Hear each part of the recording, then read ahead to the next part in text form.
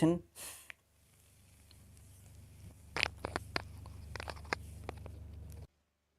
Goda Baba Padiki Akamahli Soye, the Chizernako Varalo Taparigulpa Samoye. Yes, inhale.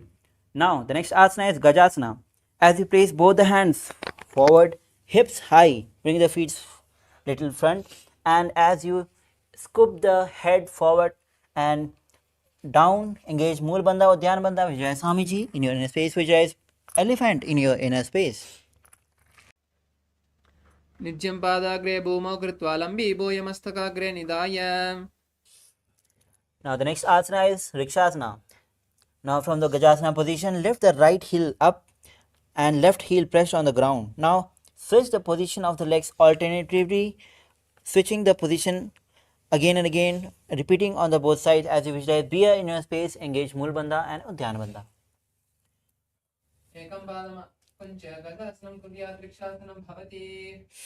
Now relax. Now stand tall. The next asana is Vaishasana. As you stand tall on the big toes, bring the index finger, middle finger and ring finger at the heart center. Now engage Mool Bandha, Udyan Bandha as you visualize Swamiji in your space.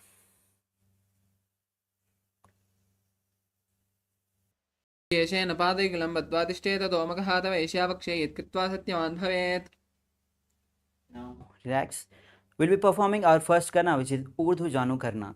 Now bring the legs in Paramandi position, which is close the heels together, feet apart at 45-degree. Bend the knees. Now bring both the hands at the heart center. Now we'll be lifting the legs, right hand and right leg across the body and moving it from side to the heart center to the original position and repeating it on the other side again and again on the other side. This is Urdhva Janu Karna. Now relax. The next karna is Balalingasana. As you stand on the left leg, bring the right knee to the chest. Hands in Sarva Shankari Mudra interlaced outside in. Hold the knee. Bring it closest to the chest. As you engage Mahamudra Bandha, visualize yourself catching a baby. एकं जानु ऋष्यालिङ्ग्यस्तातव्यं बाललिङ्गनं भवति. Now relax. The next asana is Padapidanasana. Now bring the right foot at the back of the buttocks, holding it with both the hands. Now bring with head, neck, spine in a straight line. Engage all the three bandhas. Visualize Swamiji in your inner space. स्थित्वे कस्मिन् पादे कराभ्यां वेष्टे यतनं पृष्ठे संस्थाप्य त्वेन पादपीडनमासनम्. The next asana is Natarajasana. As you again stand on the left leg, right leg at the back, holding it with the right hand. As you kick the leg back, left hand front, lean forward, hand in the Bindu Mudra. Visualize Lord Nataraja in your inner space. उत्तानपादं क्रौञ्चं च मरीचिं वीरभद्रकं नटराजं त्रिकोणं च सुप्ताङ्गुष्ठप्रसारणे. Now relax. We'll be performing Balalingasana on the other side. As you stand on the left leg, now bring the left knee close to the chest, holding it with the hands in Sarva Shankari Mudra. Engage all the three bandhas, visualize yourself catching a baby. एकं जानु ऋष्यालिङ्ग्यस्तातव्यं बाललिङ्गनं भवति. Now relax. The next asana is Padapidanasana on the other side. As you stand on the right leg, bring the left leg behind the buttocks, holding it with both the hands. Head, neck, spine in a straight line. Engage all the three bandhas. Visualize Swamiji in your inner space. स्थित्वे कस्मिन् पादे कराभ्यां वेष्टे यतनं पृष्ठे संस्थाप्य त्वेन पादपीडनमासनम्. Now the next asana is Natarajasana. As you again stand on the right leg, bring the left at the back, holding it with the right hand. Kick and pull at the back, lean forward as right hand in Bindu Mudra forward. Now visualize Lord Nataraja in your inner space. उत्तानपादं क्रौञ्चं च मरीचिं वीरभद्रकं नटराजं त्रिकोणं च सुप्ताङ्गुष्ठप्रसारणे. Now relax from the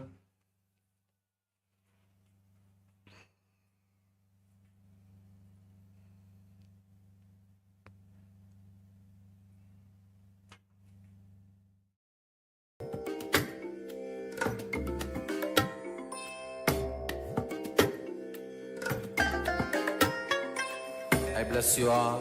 Let you all open all your three eyes and manifest the powers of Mahasadashiva. Om Nithyananda. Now, as we move on with our next karna, which is Ardharechita karna, again bring the legs in Aramandi with heels together, toes apart at 45-degree, knees bent. Now, bring the right leg, toes tucked, heels up behind the left leg. Left hand at the heart center, right hand towards the nose, and swing it like a pendulum. Swing it few times.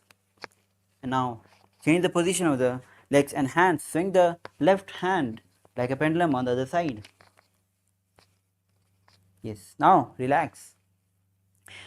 The next is skeleton dance. Now, as you stand tall, visualize yourself as a pure bones and start shaking the whole body. Now, make sure that you're without any following any particular pattern, you're shaking your body. Go all over the mat. Shake all different parts of the body.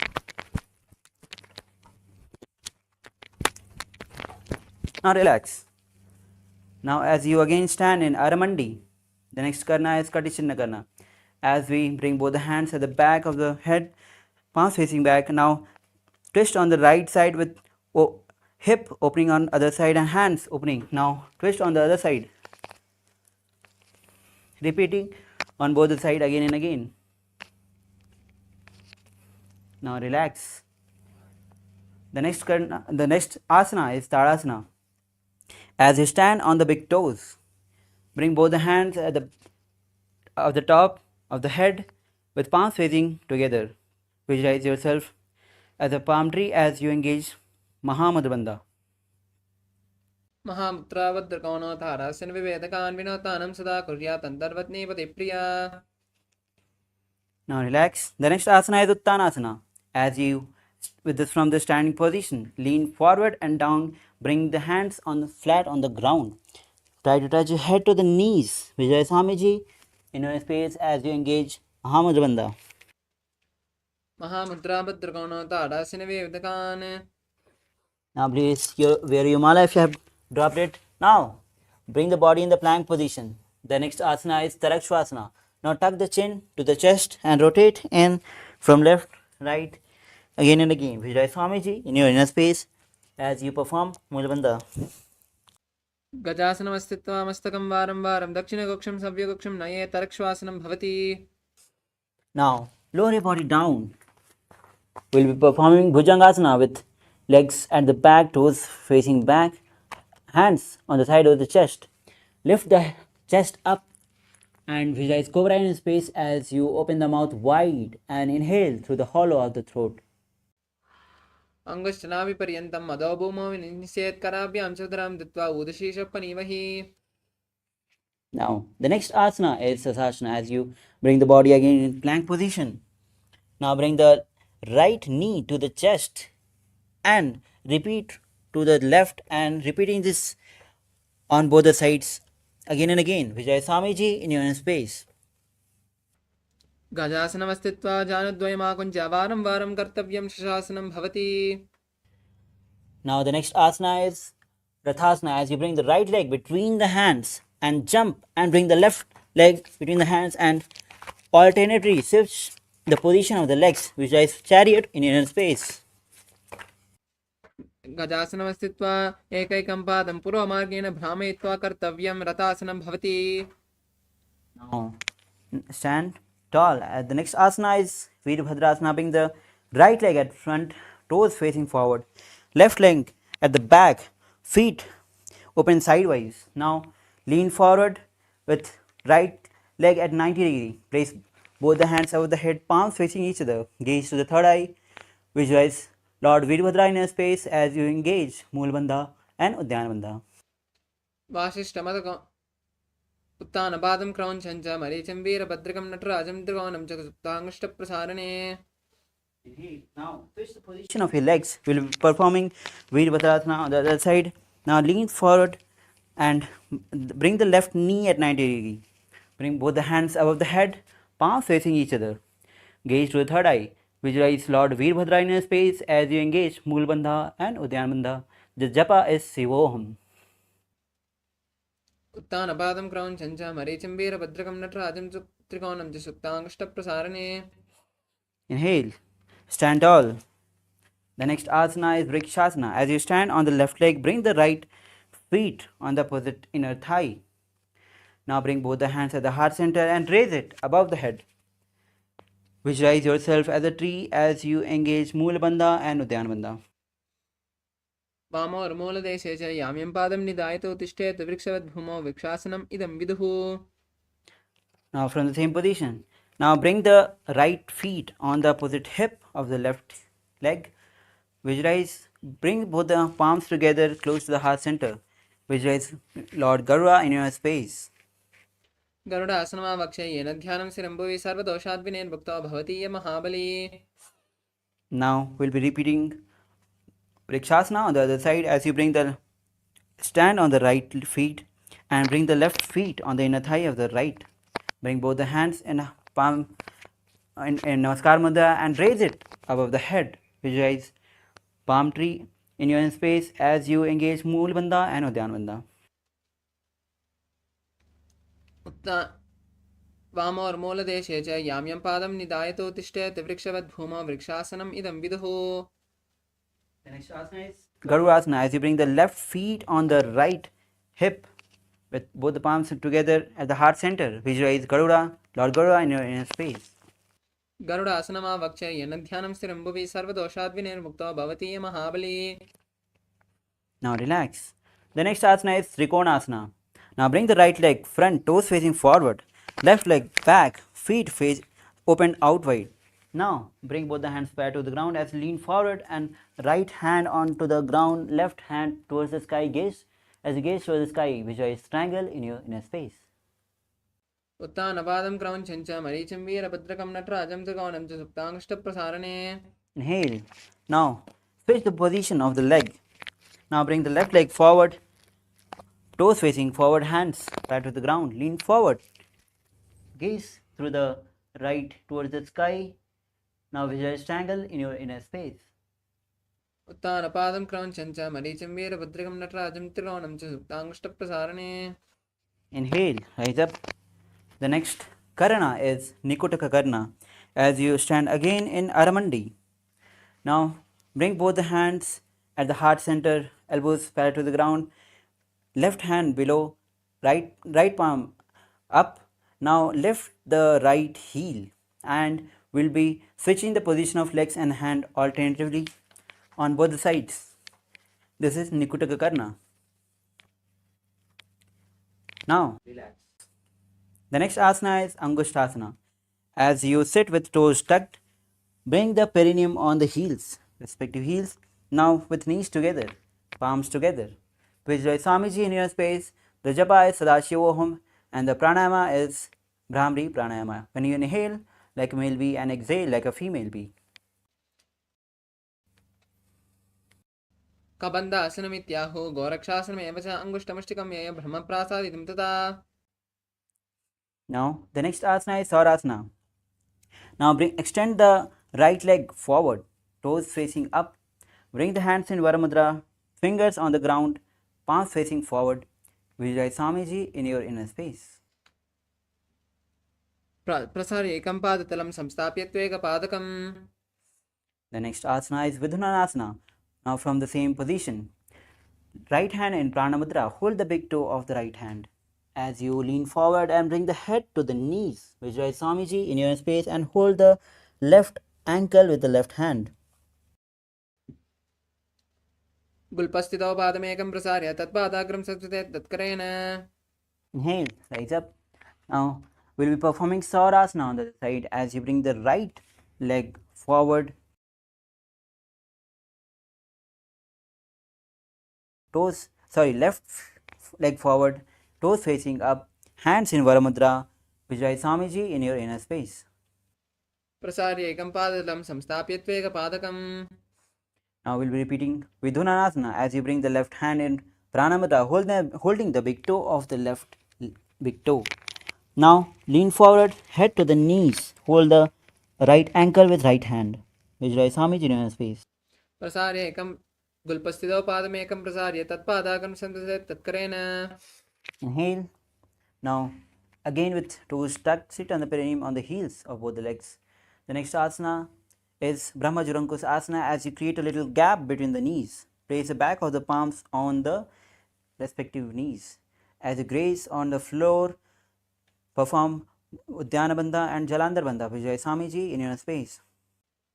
दो उपनापानि होय वैसे गेडी दो गोड़ा निवेसे Inhale. The next asana is Kapilasana. Now place both the knees to the ground, wide apart. Hands on the respective knees. Now pull the stomach in and up in Uddiyana Bandha. Perform Mula Bandha. The japa is Sadashivoham. Gaze to the nose as you visualize sage Kapila Muni in your inner space.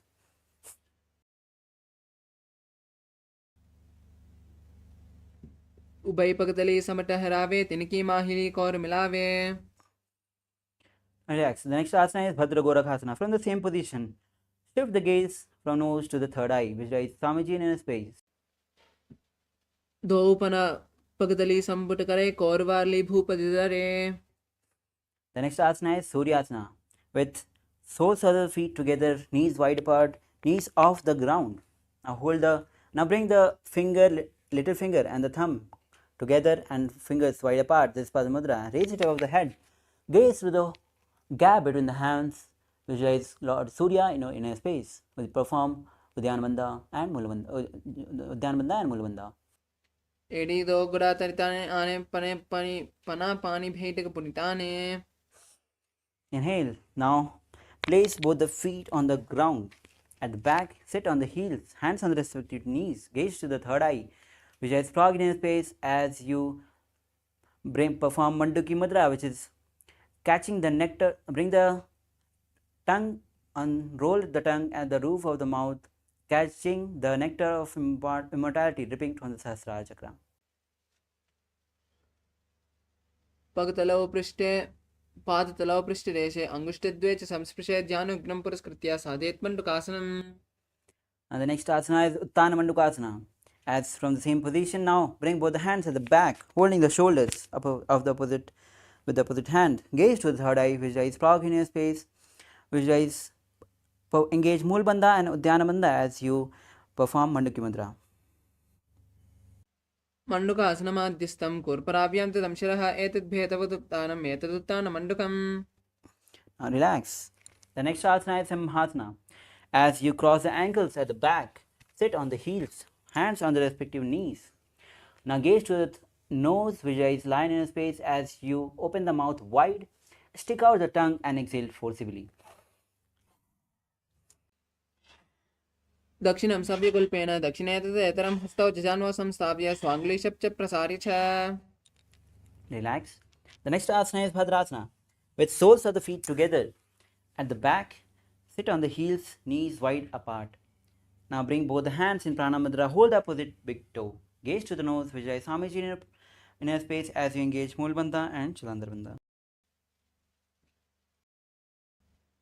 गुल्पौ च वृषस्यादौ युक्तमेन समाहितः Now the next asana is Kakabasundi Asana as you squat on the feet, knees apart. Now bring the hands around and interlace the fingers at the back. Gaze to the nose, visualize crow in your inner space. प्रथमे वेश उकृताने दो हाथ पगम बीच आने The next asana is Kanipasana. Place both the hands on the ground in front. Now bring the elbows on the arms towards the armpit. Now as you lean forward, lift the feet off the ground, visualize Swamiji in your inner space. आसन को गुण आसीद सदा होई तो आची होई Now relax. The next asana is Kapali Asana with the hands, both the palms on the ground. Now bring the forehead on the ground. Now elbows on the knees on the elbows. Now lift the feet up, vertically up. Gaze to the nose, visualize Swamiji in your inner space. शीश शीशा दटी तेगी पगदो मिला ऊंचा कुकरे Now slowly lower your body down. Now the next asana is Parshvamayurasana with both the hands on the ground. Now twist on the right side. The elbows, bring it at the knee and the thighs. Lean forward and extend the legs out sidewise. Gaze to the third eye. Visualize peacock in your inner space. मयूरं दण्डवत् कुर्यात् मयूरं दण्डनामकं कुर्यान् मयूरं पार्श्वाभ्यां मयूरपार्श्वनामकम्. Now relax. Now twist the body on the other side. Elbows supporting the knee and the hip. Lean forward. Extend the legs on the side. Visualize peacock in your space as you gaze to the third eye. मयूरं दण्डवत् कुर्यात् मयूरं दण्डनामकं कुर्यान् मयूरं पार्श्वाभ्यां मयूरपार्श्वनामकम्. Now relax. The next asana is Virabhadrasana, Vairagyanatha. As you bring the body in plank position, bring right leg from outside between the hands. Gaze to the third eye. Visualize Lord Kalbhairava in your inner space. Perform Rechika, Kumka, Pranayama and the Japa is Sadashivoham. आसन को गुणपीति जायी. Now we will be performing Vairagyanatha on the other side as you bring the left leg from outside between the hands. Gaze to the third eye. Visualize Swamiji in your space. आसन को गुणपीति जायी. Now again from the plank position, we will be performing Unmukh Pithasana. Now with palms on the floor. Now bring the elbows on the ground. Hips high. Bring the feet closer. Gaze to the third eye as you visualize Swamiji in your inner space. भून्यस्तौ जानी हस्तौ चतुष्पदमामकं मत्ता पीताङ्ग्रियुगत् चतुष्पदविरुका. Inhale. Bring the body again in plank position. We will be performing Vasishthasana. Now right palm on the ground. Hand straight. Rotate on left side. Bring the left hand above towards the sky. Gazing. Visualize Sage Vasishtha in your inner space. वाशिष्ठमतकौण्डिन्यम् ऊदकुक्कुटमेव च. Now rotate on the other side as you bring the right hand top of the towards the sky. Visualize Sage Vasishtha in your inner space. ऊर्ध्वकुक्कुटवाशिष्ठमरीचिहलमच्चकं परिवृत्तं चौदरस्य विविधं धनुरासनम्. Now the next asana is Anjaneyasana. As you bring the foot, both the legs extended forward, both facing up. Now bring both the hands below the buttocks, palms facing up. Gaze to the nose as you engage Moolabandha, Jalandhar Bandha and visualize Lord Hanuman in your inner space. दो करके ube हथेली कोरवाली मेले भेली. Now the next asana is Paschimottanasana. As you are still sitting with the legs extended, toes facing up, bring both the hands in Pranamudra. Hold the big toe of the. As you lean forward, bring the head to the knees. Visualize Swamiji in your space as you engage Mahamudra Bandha. जानु परिललाटं तो पश्चिमतानमुच्यते. Inhale, rise up. The next asana is Ugrasana. As you create little gap between the feet. Now, as interlace fingers at the back, lean forward, bring the head to the chest, bring the head to the knees. Visualize Goddess Kali in your space. Engage all the three bandhas.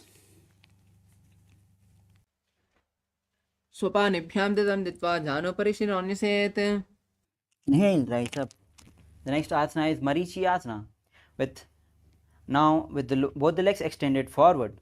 Bring the right knee to the chest, left heel to the perineum. Now grab the hands at the back, lean forward, head to the knees. Visualize Sage Marichi in your inner space. उत्तानपादं क्रौञ्चं च मरीचिं वीरभद्रकं नटराजं त्रिकोणं च सुप्ताङ्गुष्ठप्रसारणे. Inhale, rise up. The next asana is Mahamudrasana. Now drop the raised knee on the ground. Engage all the three bandhas. At least you lean forward, gaze to the third eye, visualize Swamiji in your space. Mahamudra, and the japa is Maha Sadashivoham. महामुद्रां प्रवक्ष्यास्मि तन्त्रेऽस्मिन् मम वल्लभे यां प्राप्यजित्या सिद्धिं च कपिलाद्या पुरागताः. Inhale, rise up. Now as you extend both legs forward again, we will be performing Marichi Asana on the other side. Now bring the left knee to the chest, heel to the perineum. Wrap the hands around at the back. As you lean forward, head to the knees, visualize message Marichi in your inner space. प्रसारणे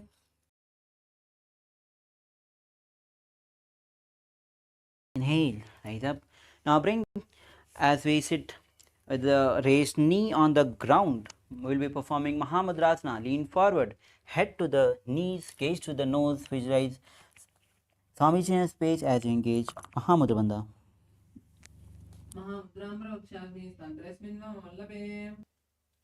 Inhale. Now the next asana is Bhadrasana 2 with soles of the feet together, heels close to the perineum. Interlace the fingers and place it in front of the feet. Gaze to the third eye, visualize Swamiji in your inner space as you perform Rechika Kumukha Pranayama. The next asana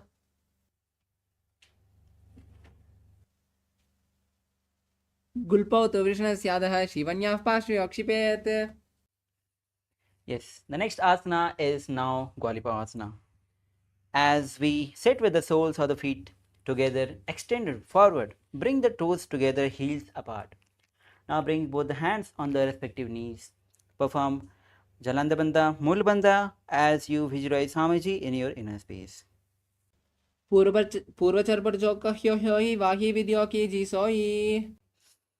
Inhale. Now the next asana is Joniasana as you sit with both the legs, soles of the feet together, heels close to the perineum.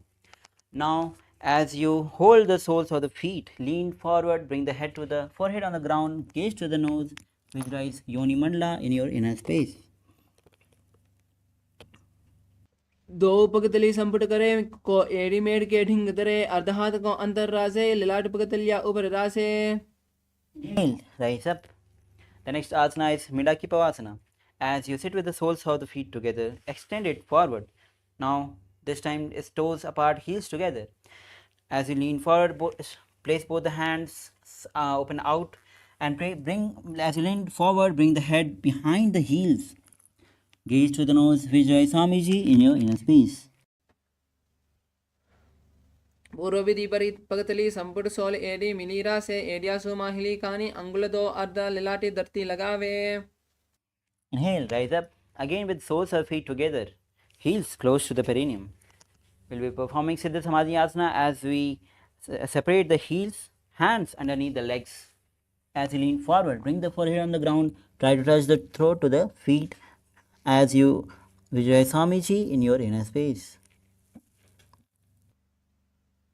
दो पगतली संपुट करे soul made आगा में दरे. Inhale, rise up. Now the next asana is Chinnaki Pavasana.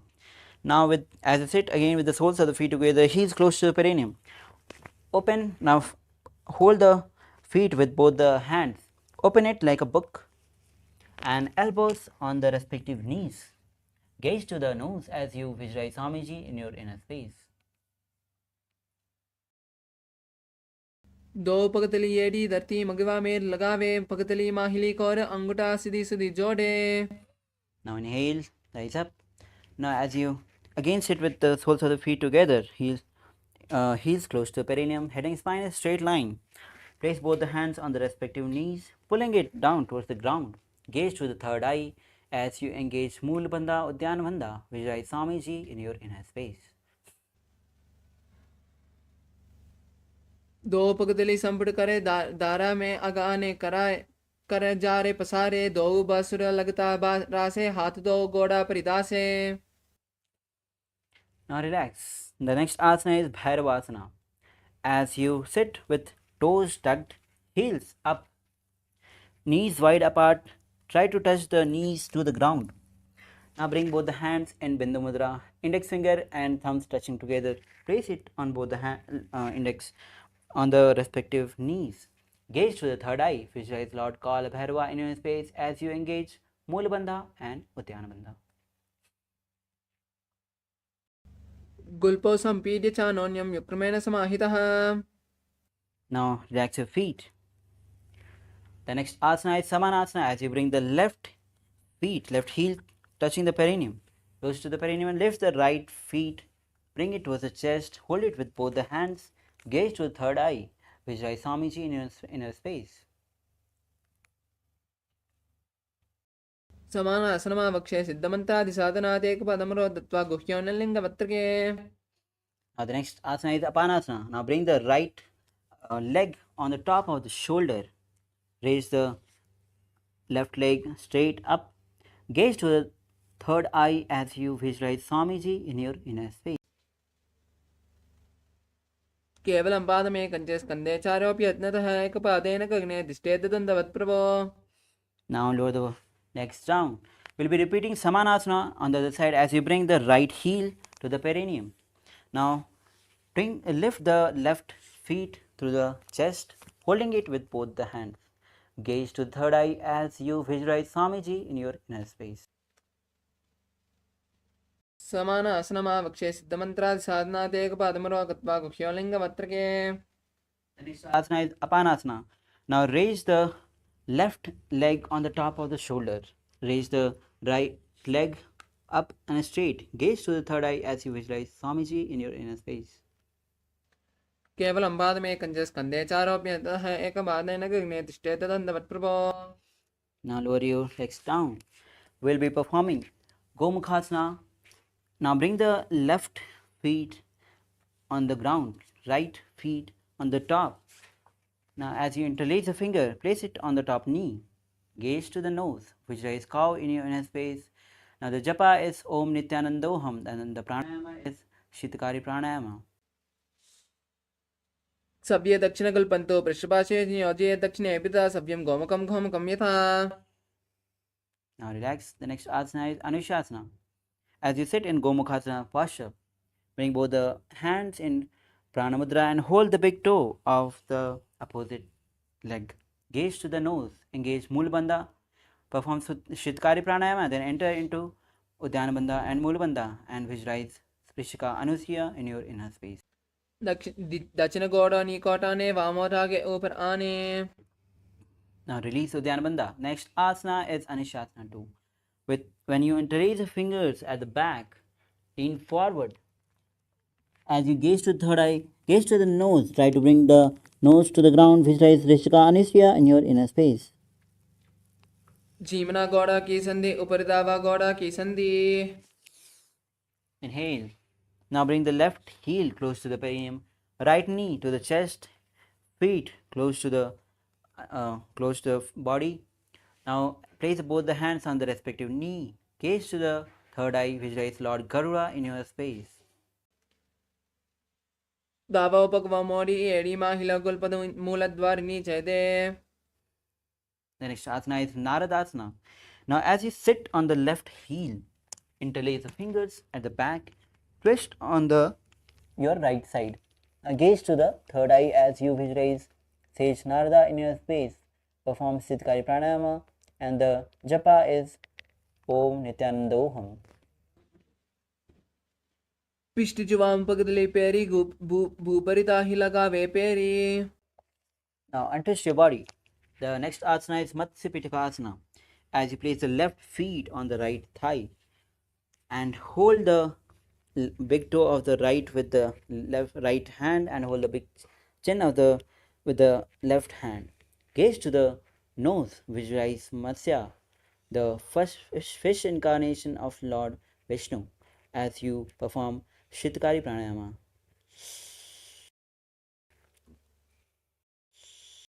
Women वामाङ्गुष्टन्तो गृहीतं मत्स्यपीठकं योनि वामेन सम्पीड्य मेद्रादुपरि दक्षिणम्.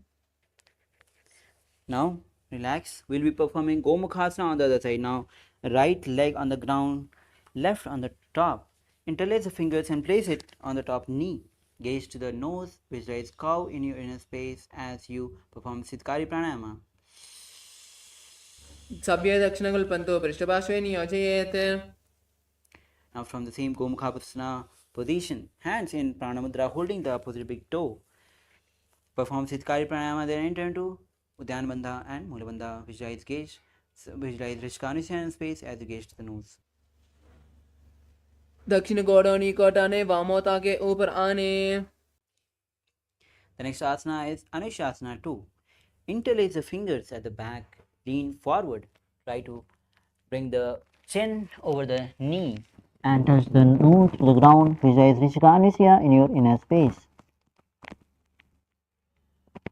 जीमना गौड़ा की संधि उपरिदावा गौड़ा की संधि। The next asana is Garudasana. As you sit and bring the right knee to the perineum, left knee to close the chest, hands on the respective knee, gaze to the nose. As you visualize Lord Garuda in your space, perform Shitkari Pranayama. दावो पगुमोड़ी येरी माहिलम गुल्पनूलद्वारिणी चेदे। Now the next asana is Naradasana. As you sit on the right heel, interlace the fingers at the back, twist on the left side, gaze to the third eye, visualize Sage Narada in your space as you perform Siddhkari Pranayama. पिष्टि जुबाम बगदले carry भूपरिता हिलगावे Pheri. Now untwist your body. The next asana is Matsya Pitikasana. Now bring the right feet on the left thigh. Hold the left big toe with the left hand in Pranamudra. Hold the left chin with the right hand. Gaze to the nose, visualize Matsya, fish incarnation of Vishnu as you perform Mulabandha and Siddhkari Pranayama. वामे न वामांगुष्टन्तो गृहीतं मत्स्यपीठकम्। Now extend both the legs forward. We'll be performing Matsendrasana. Now Mulabandha is common in every single asana. Now bring the left feet on the right thigh. Lift the right knee on the top, on raised feet on the ground. Twist on right side, left elbow on the knees. Now hand on the ear. Twist back, gaze to the third eye. Visualize Matsyendranath in your inner space. ऊर्ध्वम् उदरं पश्चिमाभासं कृत्वा तिष्ठति यत्नतः। The next asana is Kubasana. Bring the left hand in Pranamudra, touching the big toe of the right leg. Bring the right hand at the ear, twisting backward. Gaze to the third eye as if visualize camel in your inner space. आसन को गण जोलो जाइए। Now drop the right hand on the ground at the back. Left hand touching the chin of the right leg. Gaze to the third eye as you visualize Matsyendranatha, Sage Matsyendranatha in your inner space. मत्स्येन्द्रपीठं झटिरप्रदीप्तं प्रचण्डरुक्मण्डलगण्डनास्त्रम्। Now untwist your body with both legs extended forward. Now bring the right feet on the left thigh. Lift the left knee, feet on the ground. Twist on the left side. Right elbow on the left knee, hand on the ears. Left hand at the back. Gaze to the third eye as you visualize Sage Matsendranath in your inner space. उदरं पश्चिमाभासं कृत्वा तिष्ठति यत्नतः नम्राङ्गं वामपादं हि दक्षजानुपरिन्यसेत्। The next asana is Kubasana. Now bring the right hand in Pranamudra and touch the left big toe. Left hand at the ear as you twist the body on the back and gaze to the third eye. Visualize camel in your inner space. आसन को गण जोलो जाइए। And on the ground at the back, hold the chin of the left leg with the right hand. Twist back, gaze to the third eye. Visualize Sage Matsyendranatha in your inner space. मत्स्येन्द्रपीठं झटिरप्रदीप्तं प्रचण्डरुक्मण्डलगण्डनास्त्रम्। Now untwist your body. Now bring the legs into Padmasana. We will be performing Padmasana. Now as you place both the hands on the respective knees, gaze to the nose, visualize Lord Shiva in your inner space as you engage Mahamantrabandha. The pranayama is Sitali pranayama and the japa is Om Nithyananda Samādhi.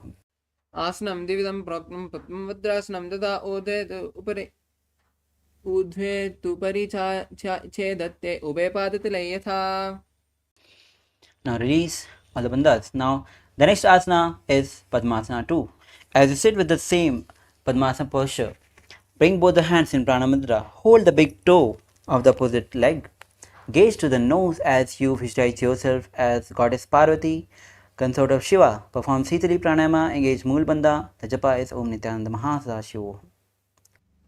ऊर्ध्वे उत्थानोचरणं कृत्वा ऊरुसंस्थौ प्रयत्नतः ऊरुमध्ये ततो तानौ पाणि कृत्वा तु तादृशौ।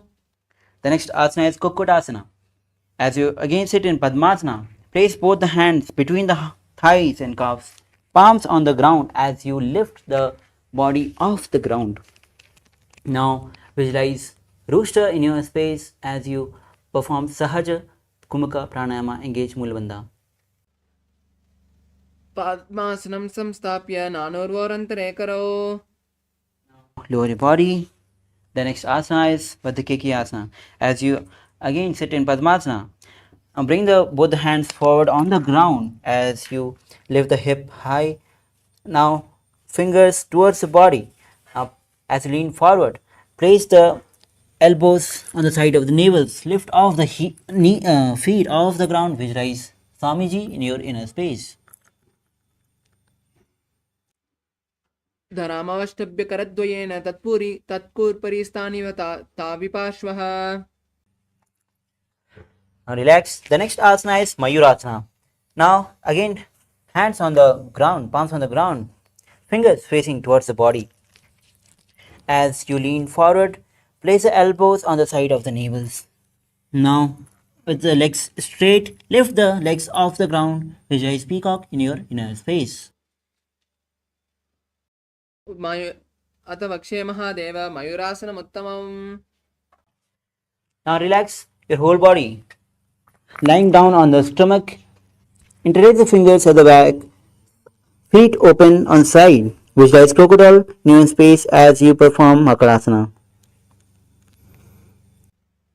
अध्याससे ते हृदयं निधाय भूमौ च पादौ च प्रसार्यमानो. The next asana is Sarabhasana. As you place both the hands high to the chest, legs extended back, toes at the back. Now forehead on the ground, lift the feet and thighs off the ground as you visualize Swamiji in your inner space. अध्याससे ते करयुग्मं वक्षो भूमिम् अवष्टभ्य करतलयोस्तलाभ्याम्. The next asana is Vastrasana. Hold the feet with both the hands. Place it, bring it towards the ground at the side of the hip as you visualize camel in your inner space. अध्याससे ते पद्मयुग्मं वष्टं पृष्ठे निधाप्य धृतं कराभ्याम्. The next asana is Dhanurasana. As you still hold the feet with both the respective hands, lift the chest and legs up. Gaze to the third eye. Visualize yourself as Lord Shiva's bow as you engage Mulabandha. पृष्ठे प्रसार्य पादौ भूदण्डरूपौ करे च पृष्ठे पादयुग्मम्. Now come into the Bhagasana posture. We'll be performing Bhagasana as you place both the hands on the respective knees. Gaze to the third eye. Visualize Swamiji in your inner space. उल्टा मोड़ी पादौ वैसे बहुरो जगति करे एक वैसे. The next asana is Gohyasana. Now, as you lean forward, place both the hands shoulder width apart. Interlace the fingers, bring forehead on the ground, supported with the hands. Now, hips high. Now, bring the feet forward and lift the feet off the ground. Bring the knees close to the chest. Try to touch the chin with the knees. Gohyasana. दो हाथ की कहुनी जोई पुनिह कराले जाने दो. The next asana is Sirsasana. As from the Gohyasana, lift the legs up straight. Gaze to the nose. Visualize Swamiji in your inner space. विपरीतं मण्डलं च देव विदितं हिनः. Now slowly lower your body down. Again extend the legs forward. Toes facing up. The next asana is Fordhyasana. As we'll be starting the next pranayama, Bhasika pranayama, which is the rapid exhalation of the air. Now hold the calves of both the legs and stretch the legs straight up. Try to touch your head to the knees as you visualize Swamiji in your inner space. Engage Mulabandha. दो हाथ पग बहर आने गोड़ा तरे Kong Sita ने. Now relax. The next asana is Parighasana. Now bring the legs straight up at 45 degree. Hands at the back, holding the opposite shoulder. Gaze to the third eye as you visualize mace in your space. Keep performing Bhasika pranayama. उत्तानं शयनं कृत्वा पादौ मिलित्वा प्रसार्य. Now relax. The next asana is Navakasana. As you again lift the legs straight up at 45 degree. bring the hands parallel to the ground, gaze to the third eye, visualize both in your space as you keep performing Bhastrika Pranayama. उत्तानं कूर्पराभ्यां भूमिमष्टभ्य हस्तौ निदम्बं विदाय. The next asana is Rudrasana. As you sit with the soles of the feet together, knees apart, hold the feet, bring the hands underneath the legs, hold the feet and bring the feet close to the chest, tuck the chin to the fingers. Now gaze to the nose as you visualize Lord Rudra in your space performing Bhastrika Pranayama. पगदली संपुट करे हस्तास्य पगा ऊंचा पगा का. The next asana is Unmukh Pithasana. As you lie down and feet on the ground, knees up, hands behind the heels. Now lift the hip high. Engage Mool Bandha and Jalandhar Bandha. Gaze to the nose. Vijay Swamiji in your space.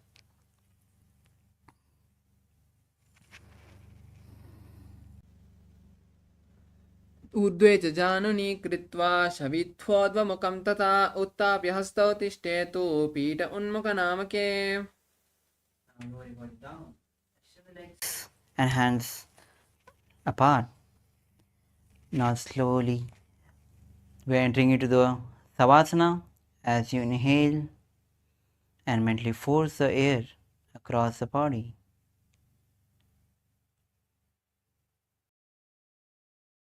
अत शवासनम् उत्तानं शववद्भूमौ शयनं तु शवासनं. शवासनं शान्तिहरं चित्तविश्रान्तिकारणम्.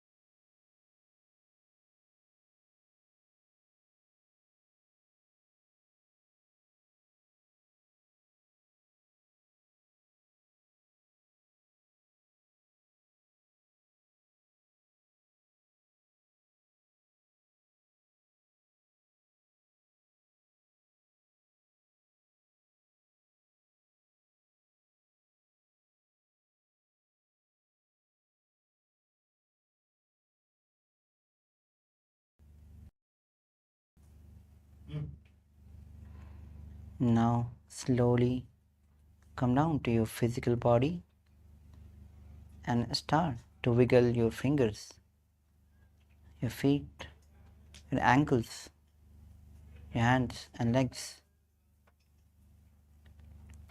Now rock your knees to the chest, hands holding the legs, rock on the left and right side.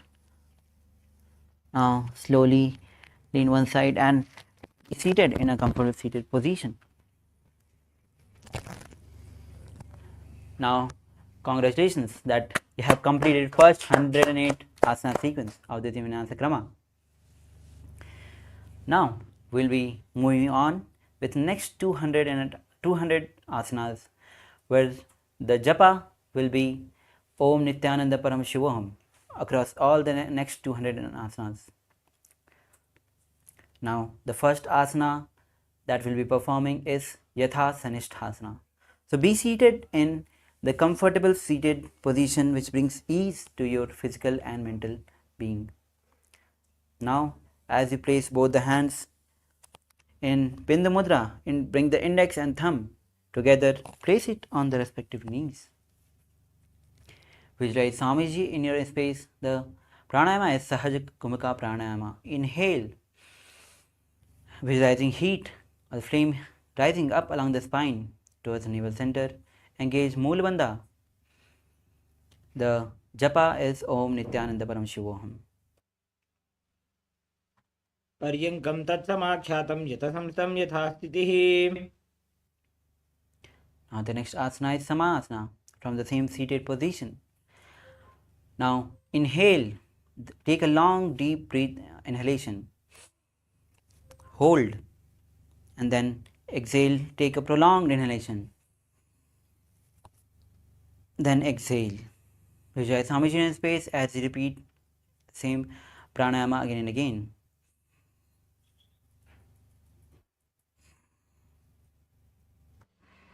इदानीं गर्भिणीनां योगाभ्यासो यथा लघु सुखप्रसवलाभाय प्रोच्यते प्राक्तने पथि. Now the next asana is Uttasana. Now bring the left foot to the perineum. Now place the right foot on the top.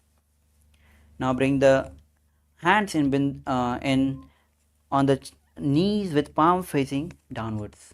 Visualize Swamiji in your space, gaze to the nose. Visualize yourself as a sage liberated by the speech.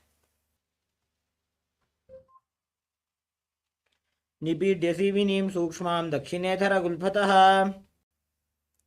The next asana is Siddhasana.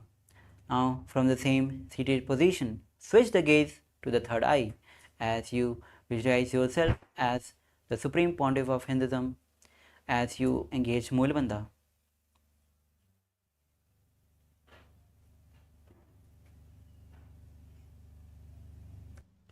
स्थानुसंयमितेन्द्रियोचलदृशा पश्यन् भ्रुवोरन्तरं चैतन्मोक्षकपातभेदजनकं सिद्धासनं प्रोच्यते. The next asana is Siddhyasana as you maintain the same posture as Siddhasana. Now switch the gaze to the nose as you visualize Swamiji in space, engage all the three bandhas.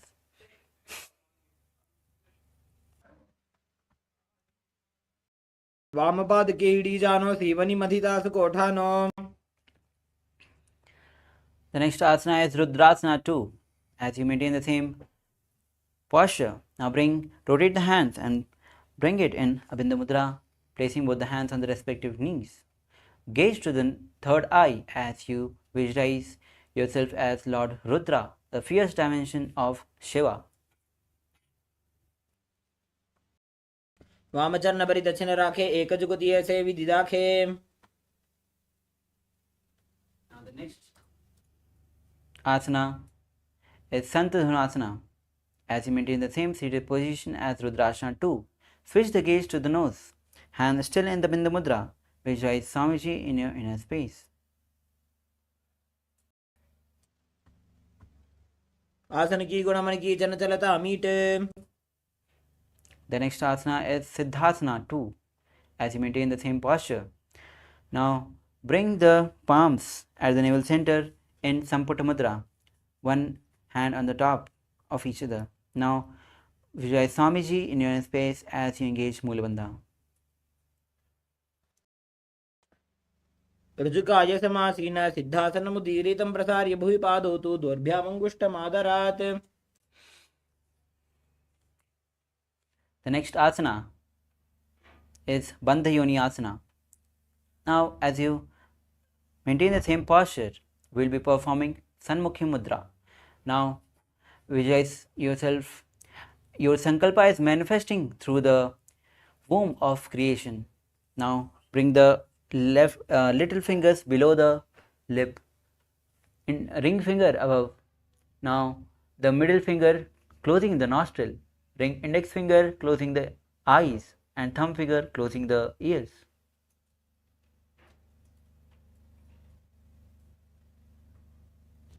यत्र मध्ये महादेव बन्धयोन्यासने शृणु यत्कृत्वा खेचरो भूत्वा विचरेदीश्वरो यथा.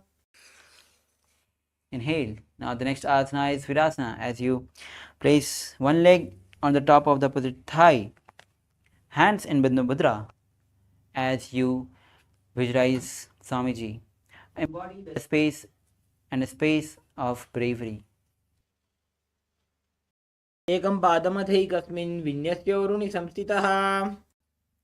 The next asana is Valmiki Asana. Valmikasana. As you sit with the same posture, gaze to the third eye as you visualize sage Valmiki, the poet and the author of Ramayana. डाबा बगगी बगतली पुनि AD है जोय. The next asana is Yoni Mudrasana. As you sit in the same posture, place both the hands with palm facing down on the knees. Gaze to the nose, visualize Yoni Mandala, representing the goddess Devi and Shakti, the symbol of creation, creative energy of the universe.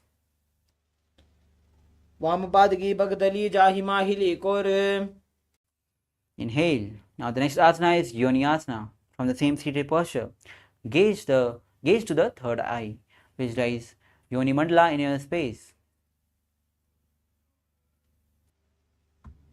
योन्यासनं पर्वतेन योगं योगफले नीलम्. The next asana is Bhadrasana 3. As you bring the soles of the feet together, heels close to the perineum. Now hold both the feet with both the hands. Now gaze to the nose. As you visualize Lord Veerbhadra in your space, engage Moolabandha and Udyanabandha. गुल्भौ च वृषणस्यादः सीमन्त्याः पार्श्वयोः क्षिपेत्. Now relax. Now the next asana is Akhorasana. Now as you sit with the soles of the feet together, heels close to the perineum, place both the hands on the knees. Now gaze to the third eye, visualize yourself as an Aghori. Now perform Keshri Mudra, which is rolling the tongue up at the roof of the mouth. Now bring the right hand closing the left nostril. Inhale through the right nostril. Hold and exhale through the left nostril. Repeating this on the other side again and again. पूर्व कहो भिश्रिका जोजी वाही विधियो की जय sooji. Now relax as we move to the next asana, which is Kaneri Pavasana. Again with the soles of the feet together. Now bring the heels apart. Now place both the elbows on the heels. Now the chin resting on the palm. Gaze to the nose as you engage Moolabandha, Udyanabandha. Visualize female elephant drinking water. ग्वाली पाव आसन कक्ष्यो है जैसे Yahoo में जाने विधि तैसे. Inhale, rise up. The next asana is Parasana. As you sit with the knees raised, now bring the arms between the thighs and lift the legs and interlace the fingers and gaze to the nose as you visualize Swamiji in your inner space. The pranayama is Rechika Kumbhaka pranayama. ततोर्ध्वम्रे च येत् वायुं मृदुनिश्वास संयुतम्. As you lower the feet down, again with the soles of the feet together, we'll be performing Gopi Chandasana. Now, Hold the feet with the interlaced finger and raise the feet towards the chest. Gaze to the nose as you rest the chin to the fingers. Visualize crown in a space as you embody the state and space of a king. पूर्व विधि पगा का अंगूठा कंठ को पराशे. The next asana is Udarasana. Now, with the soles of the feet together, hands underneath. Interlock the finger, holding with the feet. Bring the feet to the chest as you rest the chin to the soles of the feet. Gaze to the nose, visualize Swamiji in a space. Visualize you getting free from any defects. दो पगदली संपुटटाने उभय हस्तकरी वरद हिताने. Now from the same position, the next asana is Vasishta asana as you raise the legs up above the forehead. Visualize Swamiji in your inner space. दो पगदली जोड़ी संपुट करे. Now lower the legs down. The next asana is Bhujangasana. Bhujasana as you raise the legs on the top of the respective shoulders one by one. Now bring the arms at the back of the neck, interlaced. Visualize cobra in your inner space. शिरासनं तु विज्ञेयं कक्षासनम् अतः परं ग्रीवासनं च परमं भुजासनमिहोच्यते. Now the next asana is Kalyanasana. With the raised leg, now interlace the fingers at the back. Gaze to the nose, visualize yourself as a beautiful and auspicious goddess. दो हाथ पगों बीच आने तिनको गोड़ा नीचे ठाने. The next asana is Sankatasana. Now bring the left heel and bring the perineum on the left heel, right leg on the top. Now place the hands on the opposite knees. Visualize yourself as a swan as you perform Mula Bandha, and the pranayama is Ujjayi Bandha, Ujjayi pranayama, which is inhaling, making a sound of ocean. वामपादं चितेर्मूलं सन्न्यस्तधरणीतले पाददण्डेन जाम्येन वेष्टयेद्वामपादकम्. Now the next asana is Dhenukasana. With the same seated posture as Sankatasana, slide the left heel out and place the hands on the top knee. Engage Mool Bandha, Dhyan Bandha as you visualize cow in your inner space.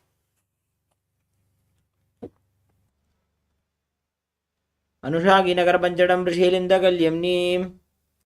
Now the next asana is Machandrasana. Now place the right feet on the left thigh. Bring the left feet on the right knee. Now as you twist on your left side, bring the left hand and hold the right thigh. Right hand on the left knee. Gaze to the third eye. Vijay Swamiji in your inner space. Performing Machandrasana. वामजंग प्रदक्षिणटाने वामहस्तपिष्टेति स आने. Now untwist your body. Now hold the big toe of the opposite leg in Prana Mudra. Lean forward as you bring the forehead on the ground. Vijay Swamiji in space. The chest touching the heels. प्रथम जी मनोचरण जोजी वामजंग परिराखे सोई. Inhale, rise up. The next asana is Guru Asana as you interlace the fingers and place it on the left knee. Now engage Mahamudra Bandha as you visualize Swamiji in your space, visualizing Vaishnavi Mudra, performing, which is gazing outside but actually gazing within. ऊर्मूले इतरपादस्य कनिष्ठिका प्रदेशगुल्भं संस्थाप्य. Now the next asana is Sankatasana. As you bring the right leg on the floor, bring the perineum on the right heel and the left on the top. Now bring the hands on the opposite knees. Visualize swan in your space as you perform Ujjayi pranayama. वामपादं चितेर्मूलं सन्न्यस्तधरणीतले. Now slide the right feet out on the side. Place both the hands on the top knee. Engage Mool Bandha or Dhyan Bandha as you visualize cow in your inner space, performing Dhenukasana. अनुषागीनकरपञ्चडं ऋषिलिन्दगल्यम्नीम्. Now the next asana is Machandrasana, repeating on the other side as you bring the left feet on the right thigh. Bring the left feet on the left knee as you twist on the right side and hold the left thigh with the right hand. Hold the right knee with the left hand. Twist towards the back, gaze to the third eye. Visualize Swamiji in your inner space. वामजङ्गप्रदक्षिणटाने वामहस्तपिष्ठे. Now untouch the body. We'll be repeating Machandrasana 2 on the other side as you hold the fingers in Pranamudra of the opposite big toe. Lean forward, bring the forehead on the ground, touch the chest to the heels. प्रथमजी मनोचरणजोजी वामजङ्गपरिराखेसोजी. Inhale, rise up. The next asana is Guru Asana. As you interlace the fingers and place it on the right knee, engage Mahamudra Bandha as you visualize Swamiji in your inner space. पूर्वमूले इतरपादस्य कनिष्ठिकाप्रदेशगुल्फं संस्थाप्य. The next asana is Pasvasana. Now sit with feet on the ground, knees up towards the chest. Now hold the opposite knees. Now bring the thighs together, spine straight, tongue pressed against the roof of the mouth in Kechri Mudra. Visualize Swamiji in space as you gaze to the third eye. पादतले भूमौ निधाय जाननिवृत्ति निधाय. The next asana is Bodha Shokasana. With feet flat on the mat, wrap the hands around the leg, holding the opposite wrists. Now place the chin onto the knees. Perform Kechri Mudra as you gaze to the nose. Visualize Swamiji in your space. Visualize being and in a abode of bliss. Dogu पगदली भूपरिधरे कोरमाहिलिये सेकरे. The next asana is Kurakatasana. Now from the same position, place the arms under the knees and hold the opposite elbows. Gaze to the nose, bring the feet closer to the body. Now perform Kechri Mudra. Lift the tongue up, touching the roof of the mouth. Visualize Swamiji in your space as you engage Mula Bandha, the Ujjayi Bandha, Ujjayi Pranayama. दो हाथ पग बाहर लियावे गोड़ा नीचे ले टहरावे. Now next asana is Sumati Asana. Now from the same position, bring the right foot over the left, toes facing pointing up. Now gaze to the nose as you visualize great sage Maharishi Sumati in your space and you gaze to the nose. मूलद्वारी धरती परिठाने डावा पग परिध शब्द आने. Now the next asana is Dandasana. As you sit with both the legs extended forward, toes facing up, interlace the fingers and raise it above the head, elbows straight, engage Mahamudra Bandha, gaze to the nose, perform Kechri Mudra and visualize Swamiji in your inner space. इदानीं गर्भिणीनां योगाभ्यासो यथा लघु. Now relax. The next asana is Arambhasana. Now still sitting with the legs extended forward. Now lean forward. Now with hands in Pranamudra, hold the big toe of the respective knees. As you lean forward, bring the head to the knees. Inhale through the left nostril. Exhale through the right nostril. This is Nadi Sodhana. Dogu पग मिले वा पसारी पगा का अंगूठा पकड़ी लीलाट गोड़ा लगावे. Inhale, rise up. The next asana is Bodha Shokasana. Now sit with the legs straight, extend the knees slightly up. One hand distance between the heels and bring the shoulders down and wrap the hands in and around. Hold the soles of the feet together. Gaze to the third eye. Visualize Swamiji in your inner space. प्रथम वैसी दो पाव पसारी कचको उर्द को कुरडो डारे. Inhale, rise up. Now the next asana is Jalandhar Pavasana. Jalandhari Pavasana. And now as you bring the soles of the feet together, legs extended forward. Now as you lean forward, place the hands beneath the legs, palm facing up. Bring the mouth, chin and nose to the hill. Gaze the nose, visualize Swamiji in your inner space. दो एड़ी में लिखे दीजिए हाथ पसारी. Inhale, rise up. The next asana is Urdhva Paschimottanasana. Now, as we sit with legs extended forward, now bring the right leg behind the neck. Now, lean forward with left feet holded with both the hands. Try to bring the head to the knees as you visualize Swamiji in your inner space. पश्चिमतानवत्संस्थितिं कृत्वा एकं पादं ग्रीवायां धृत्वा तिष्ठेत्. Inhale. The next asana is Anantasana. Now, as with the one leg, right leg at the back of the neck, lean backward.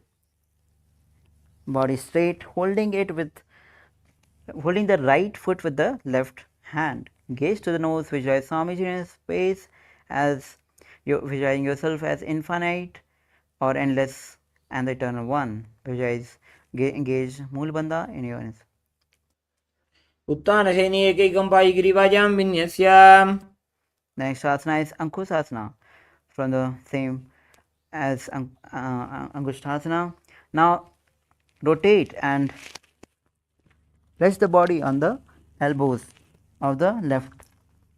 Now gaze to the nose as you visualize Swamiji in your inner space.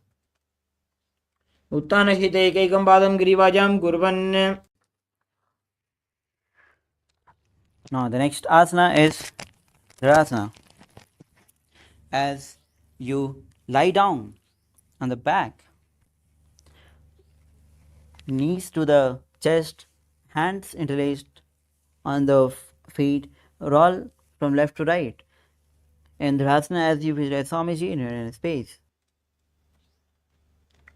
उत्तानशयनं जानुनी हृदयवष्टम्भ जङ्घासहितोरुनि करद्वये बद्ध्वा. Now as you rise up again, sit with both the legs extended forward. Now we'll be repeating Urdhva Paschimottanasana on the other side. Now bring the left leg behind the neck. Now as you lean forward, bring the head to the knees, holding the feet with both the hands. Visualize Swamiji in his space.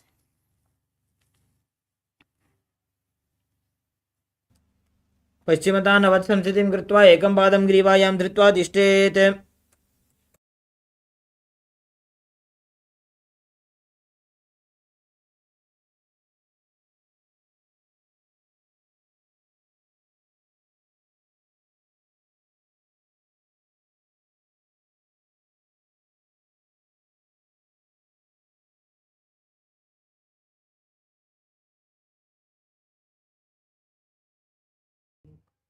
Yes, as you sit with left leg behind the neck. Now as you lie down back and straighten the body, hold the left foot with the right hand, place the left hand side of the hip, visualize yourself as an infinite endless one, visualize Swamiji in your space, engage Moolabandha, gaze to the nose.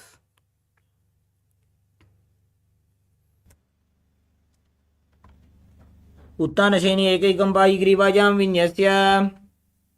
And the next asana is Ankusasana on the other side. Now as you sit with left leg on behind the neck, roll on the other side, holding the feet with the right hand. Gaze to the nose, Vijay Swamiji in your space, feeling in complete control. उत्तानशयिते एकैकं पादं ग्रीवायां कुर्वन्. Now relax. The next asana is Yoga Nidrasana as you lie down on the back. Now raise the left leg behind the neck and then raise the right leg behind the neck. Interlace the fingers behind the buttocks. Gaze to the nose as you visualize Swamiji in your inner space. पादाभ्यां वेष्टयेत् कण्ठं हस्ताभ्यां पृष्ठबन्धनम्. Still lying down back, we are performing.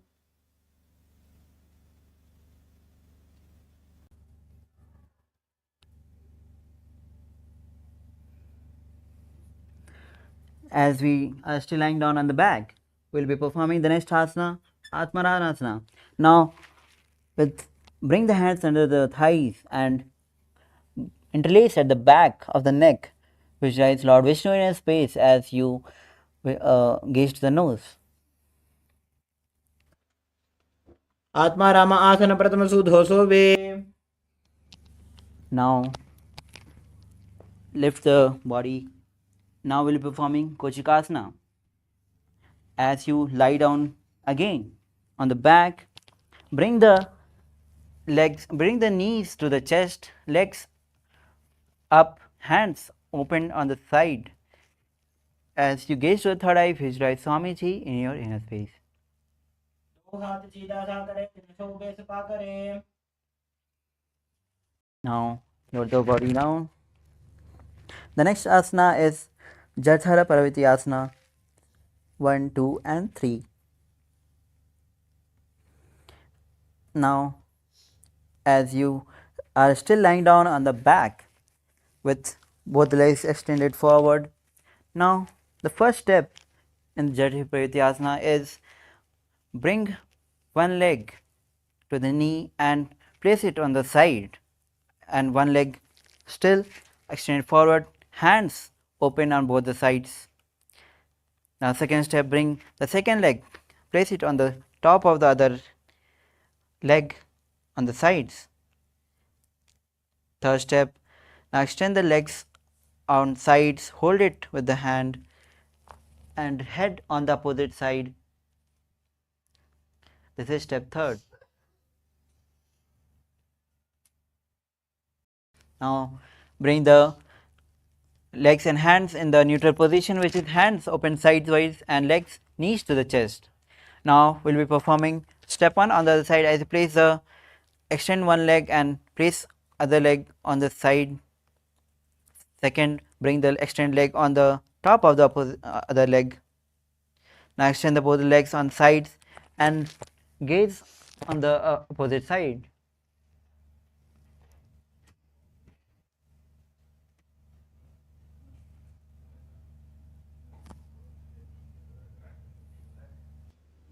परिवृत्ति कुक्षि भागे धृता हि परिकीर्तितः बद्धकोणं सुप्तकोणं ऊर्ध्वकोणमथापि च. Now come back to the neutral position. Now the next asana is Dvipada Pitham. As you place the feet on the floor, knees raised, hold the ankles. Gaze to the nose as we lift the hip high. Engage Moolabandha and Jaladhabandha as you visualize bridge in your inner space.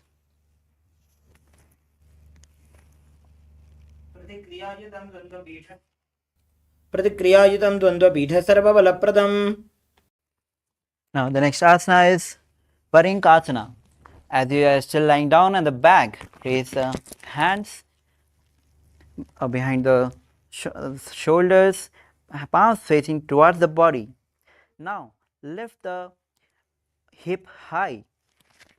Lift the hips high and try to bring the fingers close to the body in Parinkasana.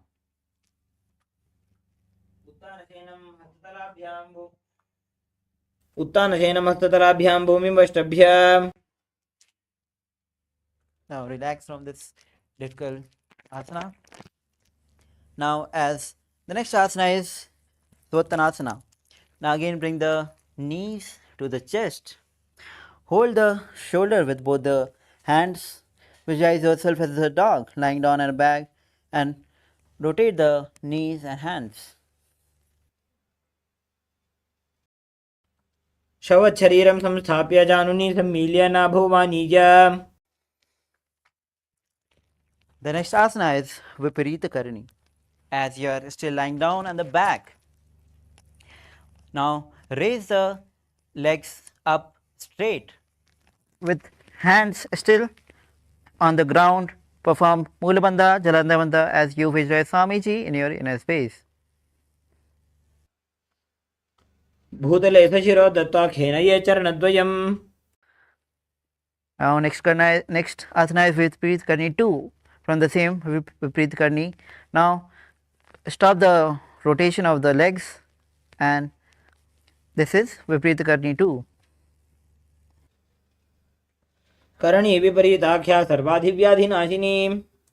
Now lower your body down.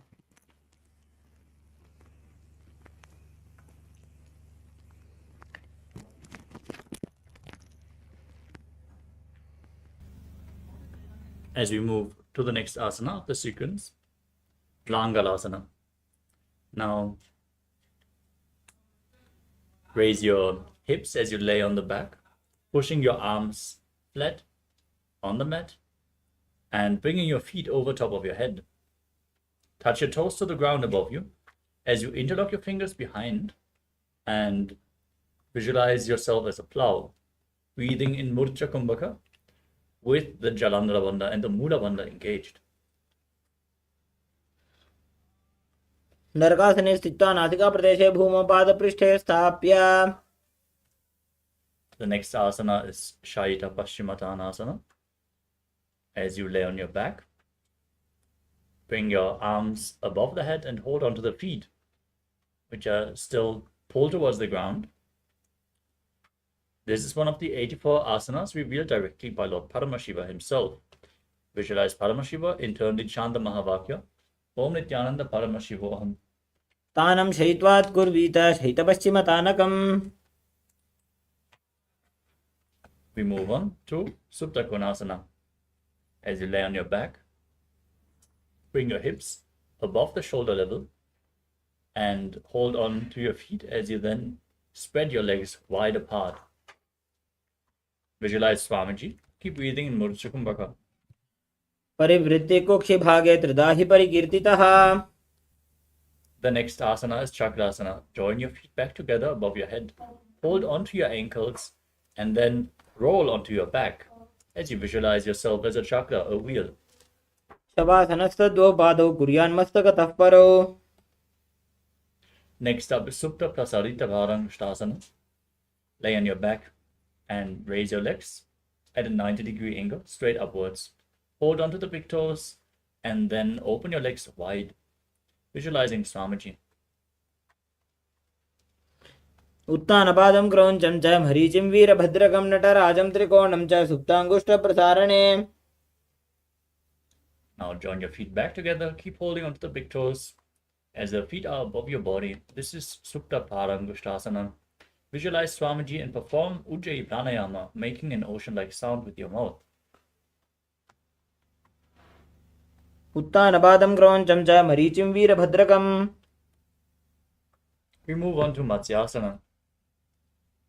From Supta Parangusthasana, cross your legs into Padmasana and lay on your back with your arms above the head, holding onto opposite elbows as you gaze to the tip of your nose and visualize Matsya, the fish avatar of Lord Vishnu.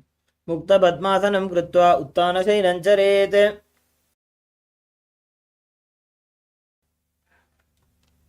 Next up is Parasharamasana. From Matsyasana, place the backside of the right hand on top of the left palm above your head.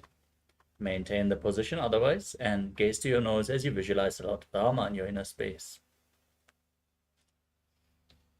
प्रथमकर पद्मासन आछे सुधो सोवे भूपरिपाछे. The next asana is Sarvangasana. As you lay on your back with your legs in Padmasana, raise your hips and legs up. Support your lower back with your hands, elbows on the ground. Gaze to your nose and visualize Swamiji in the inner space. अथवा क्षेत्र संक्षेपात् सर्वांगासनमुत्तमम्. Next up is Vrishikasana. Lay on your back and place one foot onto the opposite thigh. As you pull the opposite thigh towards your chest, extend the arms up above your head. Hook the fingers forward, gaze to your third eye and visualize yourself as a scorpion. प्रथमशेन सुधो शीर्षकेशिके सन्धि सुदाखे.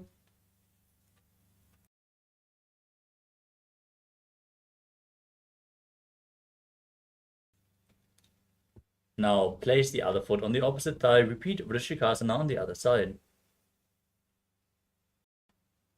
प्रथमशेन सुधो शीर्षकेशिके सन्धि सुदाखे. The next asana is Vrishaparakshipasana. As you lay on your back, interlock the fingers behind your neck. Lift both the legs off the ground and alternate pulling one knee in towards your chest back and forth. As you visualize Swamiji, breathe calmly in Sahaja Kumbhaka through your nose. श्रोतानवत् संस्थिति कृत्वा जानुद्वयं पर्यायेन कर्णयोः संस्पृशेत्. Now, keep your hands next to the hips, flat on the ground, and raise one knee against the respective ear back and forth. Touch your ears with the knees again and again as you visualize Swamiji in Maruttanasana. उत्तानशयनं कृत्वा अङ्गुलिभिकन्दरां बद्ध्वा कूर्परौ मिलित्वा. Next up is Vrikasana. As you lay on your back, place your feet flat on the mat and then stand up and lay back down again and again. Visualize yourself as a wolf and perform the Mula Bandha throughout this asana. उत्तानशयनं कृत्वा पादतलाभ्यां भूमिं धृत्वा. The next asana is Luthasana. Lay down on your back and kick your legs up to roll over completely again and again.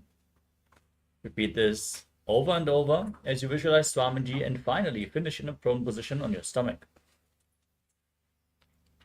उत्तानशयनं पादौ शिर उल्लङ्घ्य भूमौ स्थापयित्वा.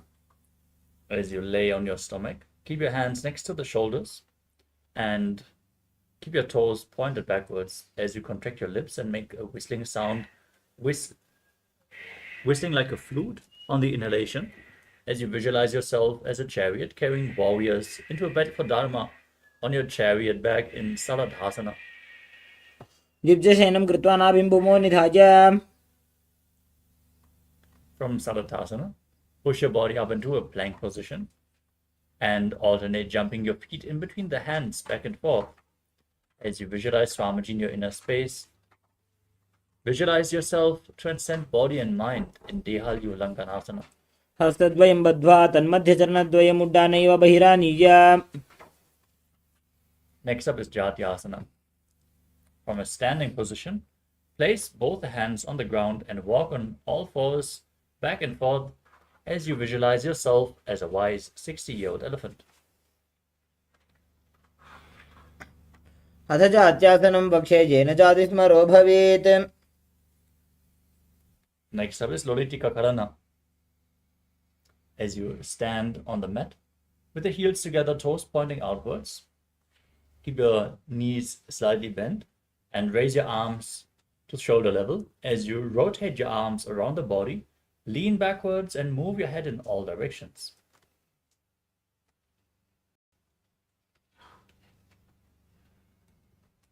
We move on to Sadapasana. Now, if you have a rope available, tie your legs with a rope and stand erect on the mat like a rod, arms close to your body, hands on the respective thighs. Now, visualize that your Kundalini Shakti is raising up and curling around your body. Breathe calmly through your nose in Sahasrara Kumbhaka. Lead the prana along your spine in Sadapasana. अथ सर्पासनं वक्षे वायुपानाय केवलम्. Next up is Ushtra Sadhanasana. Now, place your hands on the ground in front of the feet and step your toes onto your fingers, holding onto the feet from the front, and then start walking around on your mat, visualizing yourself as a camel. मुष्टिकनिष्ठिका प्रदेशेन भूमौ निधाय उपरिपादतले संस्थाप्य. Next up is Ashvasana. From the same posture, hold onto the feet from the outside and visualize yourself as a horse as you walk around on the mat. मुष्टिकनिष्ठिका प्रदेशेन भूमौ निधाय उपरिपादतले संस्थाप्य. Next up is Kapota Nitakasana. Now, stand on the mat with the feet together and interlock your fingers behind your back, pulling the hands down towards your calves, opening up the chest widely as you lean back. Visualize yourself as a soaring bird diving at rapid speed as you breathe calmly through your nose. पादतले भूमौ निधाय पृष्ठभागेन हस्तोजङ्घापर्यन्तं नीत्वा. We move on to the Tala Pushpa Putam Karana. Keep your heels touching, toes pointing outwards and the knees slightly bent. As you join your hands in Namaskara Mudra, bow down to the left and raise the left knee. Then bow down to the right, raise the right knee. As you visualize yourself holding a bouquet of flowers and offering it to Paramashiva, opening the palms on all the offerings.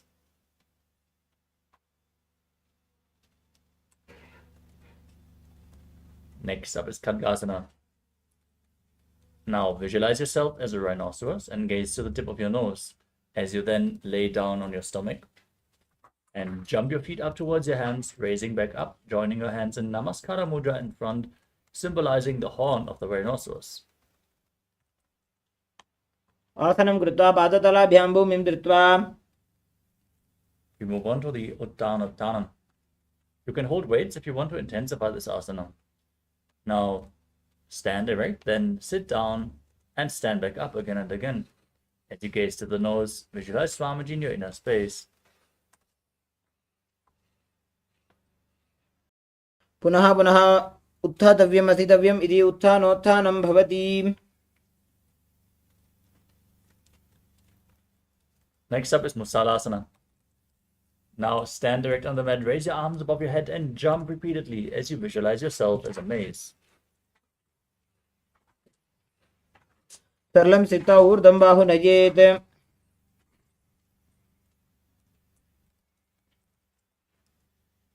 Next up is Utshirshakasana. Now take hold of one foot and pull it against your chest as you sit down and stand back up with the other leg, alternating the sides again and again. As you visualize Swamiji in your inner space, gaze to the tip of your nose. एकैकं पादतलं कुक्षौ निधाय. Next up is Parashvajanukarana. As you stand on one leg with the toes pointing outwards and the knee slightly bent, hold the other knee against your chest and circle the leg with your arm and keep the hand in a fist as you place the other hand on the inner respective thigh with the fingers pointing inwards.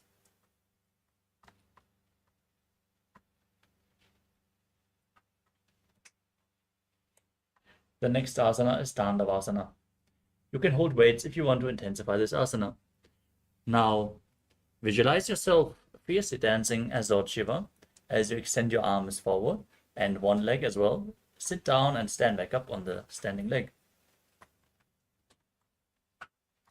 एकेन पादेन स्थातव्यं ताण्डवासनं भवति. Next up is Brahmanasana. Standing on one leg, place the other foot towards the inner opposite thigh, keeping the hands relaxed by the side and visualizing Lord Brahma blessing you from within. ब्राह्मणासनमावक्ष्ये यत्कृत्वा ब्राह्मणो भवेत्. Next up is Garudasana 3. Now bring the raised leg over and around the opposite leg, tucking the toes behind and bringing one arm below the other, joining the hands in Namaskara Mudra in front as you visualize yourself as Lord Garuda. उत्तानकूर्मपीठं च संहस्गारुडमेव च. Next up is Ekapadasana. Now stand straight on the right leg and place the left foot on the opposite thigh. Keep your hands relaxed by the side and visualize Swamiji in your inner space. दक्षाङ्घ्रिं वामपादस्य जङ्घोपरि निधाय च. The next asana is Dhruvasana, the poster posture. Now hold on to the left big toe as you extend the leg to the side and rotate on the right leg, visualizing yourself as a North Pole star. एकेन हस्तेन दण्डरूपस्य एकस्य पादस्य अग्रं धृत्वा. The next asana is Trivikramasana. Now lift the left leg behind your neck or pull it against your chest if you can't bring it behind your neck. Then stand tall on the mat and perform the 3 steps of Lord Vishnu, standing, sitting down and standing back up. ग्रीवायां पादं संस्थाप्य स्थातव्यम् उत्थातव्यं त्रिविक्रमासनं भवति. Next up is the Parshvajanukarana on the other side. Raise the other knee against your chest.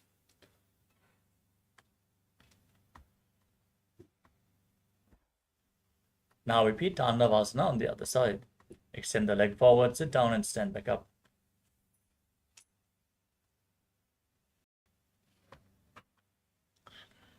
एकेन पादेन स्थातव्यं ताण्डवासनं भवति. Now repeat Brahmanasana. Raise the right leg to the inner left thigh and stand with the hands relaxed by the side, visualizing Lord Brahma blessing you from within. ब्राह्मणासनमावक्षे यत्कृत्वा ब्राह्मणो भवेत्. Now repeat Garudasana 3. Bring the right foot over and around the left leg. Bring the right hand below the left and join the hands in Namaskara Mudra. ब्राह्मण उत्तानकूर्मपीठं च सिंहस्गारुडमेव च. Now stand one-legged with the right foot on the opposite thigh. Gaze visualizing Swamiji in your inner space in Ekapadasana.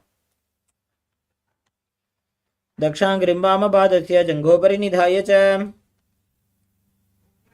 Next up is Dhruvasana on the other side. Hold onto the right big toe. Rotate on the left foot as you visualize yourself as a North Pole star. एकेन हस्तेन दण्डरूपस्य एकस्य पादस्य अग्रं धृत्वा. Now bring the right leg behind the neck. Stand tall on the mat. And then sit down and stand back up, visualizing Lord Vishnu into the Vikramasana on the other side. ग्रीवायां पादं संस्थाप्य स्थातव्यम् उत्थातव्यं त्रिविक्रमासनं भवति. Next up is the Samanaka Karana.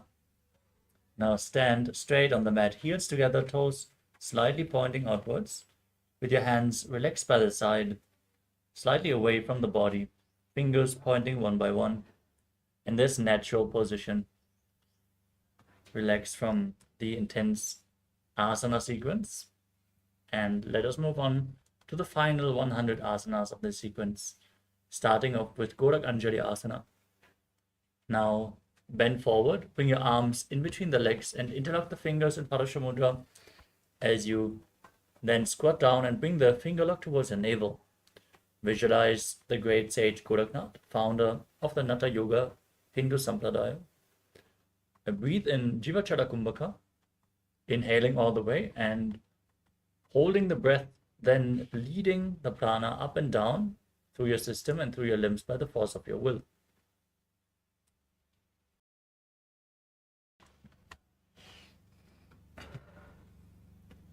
प्रथमहि बोहोये बाहुरी नीचो पुनिहोवे. Next up is Kanji Asana. Now insert your hands between the thighs and calves and wrap them around behind you as you interlock your fingers. Keep your upper body straight. Visualize Swamiji in your inner space.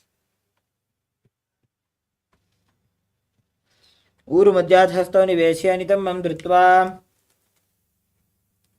Next up is Paido Asana. Now bring the feet together and sit in a squatting position with your heels touching your perineum. Hold the hands at the back, sit upright, interlock the fingers in Parashamudra as you gaze to the navel and visualize Bhagavan Kala Bhairava, the Lord of Time.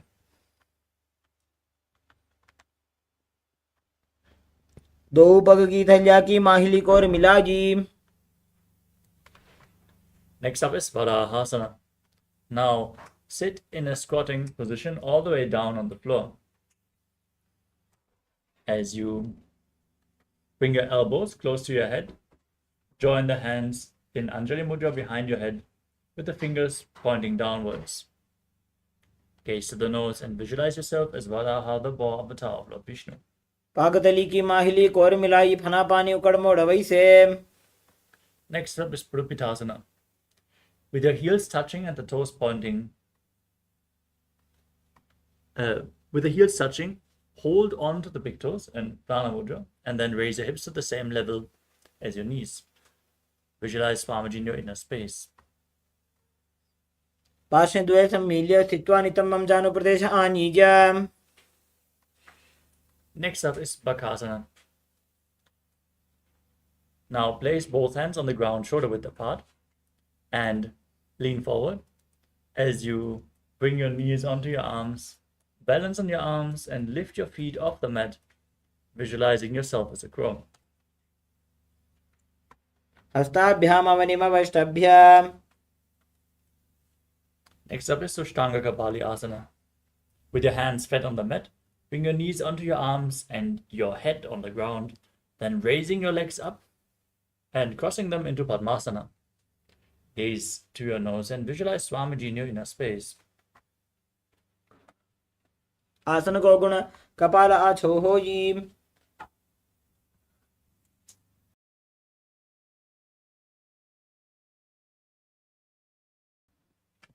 Next up is Guptasana.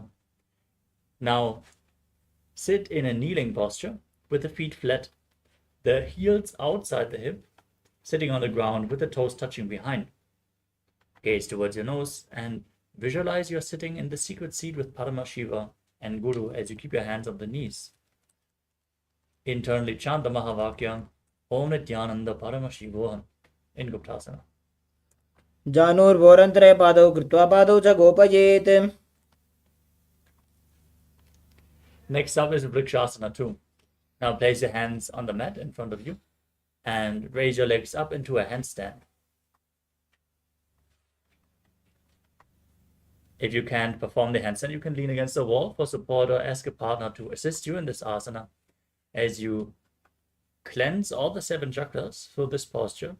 Visualize yourself as a tree with deep roots growing into the ground. सप्तचक्रक्षालनाय vrikshasana विशेषकान्. Next up is Shiva Asana, another inverted posture. Maintain the handstand and focus on the tejas flowing towards your third eye as you gaze to the third eye, rejuvenating your body and bringing the divine radiance to your being.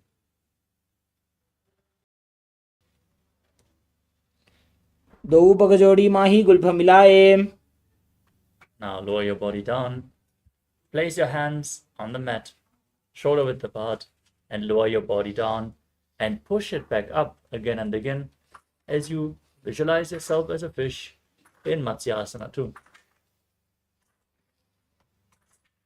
निब्धं शयनं कुर्परो पार्श्वभागायामूर्धकृत्य. Next up is Sarvasana 2. Lay down on your stomach.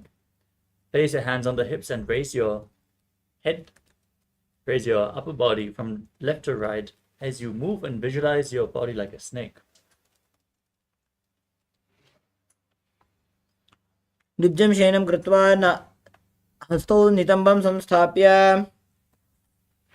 Next up is Nidarambanasana. Laying on your stomach with the toes pointing backwards, place your elbows on the ground and keep your hands in Padma Mudra, the lotus mudra, with thumbs and little fingers touching, resting your chin on your hands and feeling self-supported and completely independent. कराभ्यां पङ्कजं कृत्वा तिष्ठेत् कुर्परयासुधीः. The next asana is Chaturasana. Laying on your stomach, place your hands flat on the mat.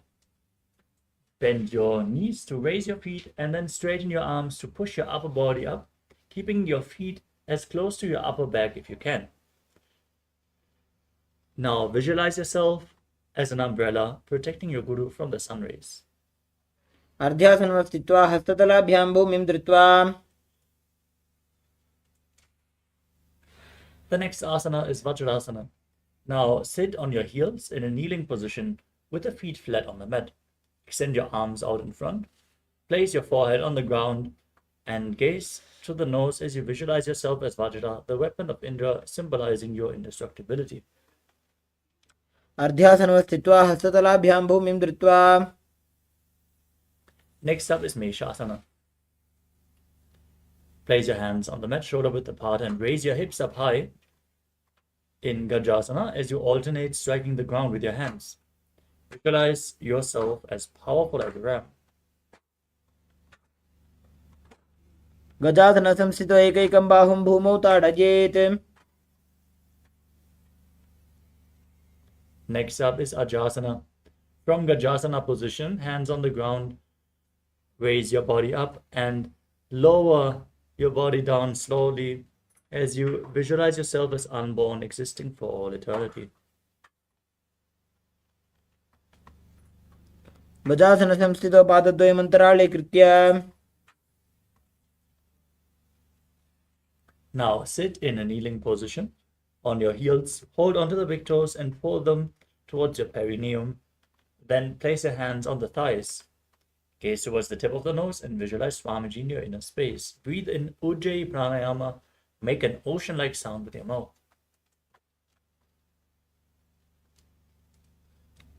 पूरब विधि परिहाता की काकसीस्यो फणा शरा मोड़ी. We move on to the Angamottanam. Now, interlock your fingers in front. Keep your arms straight and move them up and down, left and right, in all directions, giving massage to various different joints and muscles of your body. Then repeat the movement behind your back as well, as you visualize Swamiji in your inner space. हस्तयोः अङ्गुलिर्बद्ध्वा हस्तयोर्मध्यात् सर्वमङ्गं निष्कासयित्वा. The next asana is Garudasana form. Now sit in Vajrasana on your heels as you turn the feet outwards with the toes pointing to the side. Now visualize yourself as Lord Garuda flying Lord Vishnu and Lakshmi on his back as you keep your hands on your knees. जङ्घोरुभ्यान्तरां पीड्य स्थिरकायो द्विजानुना. Next up is Ananda Mandirasana. Open up your legs and keep the toes pointing backwards as you hold onto your ankles. Hold your feet up and place the front of your buttocks on the ground as you gaze towards your third eye and visualize yourself residing in the blissful space of a temple. अथ वक्षे वीरनाथ आनन्दमन्दिरासनम्. We move on to Mandukasana too. Now sit with your knees wide, the feet overlapping behind on your ankles. Place your hands underneath the knees and visualize yourself as a frog as you press your frog tongue against the top of your mouth in Manduki Mudra, forming Uddiyana Bandha, the stomach lock, and Mula Bandha, the root lock. पृष्ठं सम्पीड्य गुल्फाभ्यां जान्वङ्गे सबलयाकृतिः. The next asana is Navasimhasana. Now keep your toes on the mat, your heels up and together. As you place your perineum on the heels, keep your palms on the ground, fingers wide and the thumbs touching in front. As you stick out your tongue and exhale forcefully again and again, visualizing Narasimha, one of the 10 avatars of Lord Vishnu.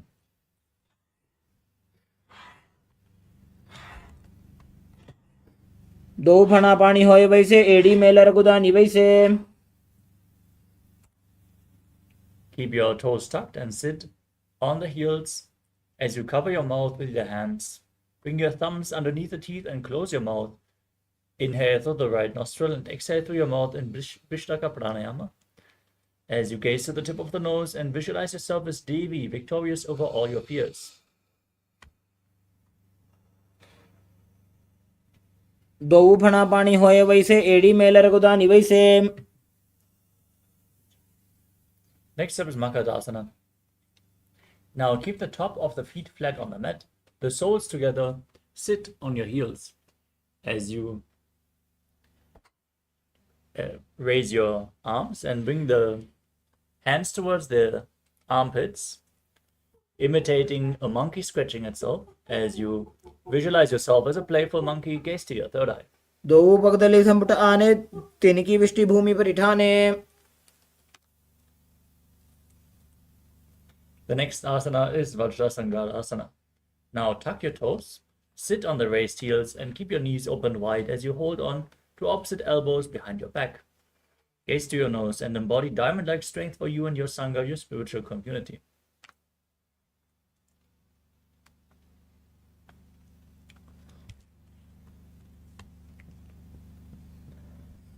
प्रथम पणा पानी होए वैसे दो वो एड़ी गुदानी वैसे.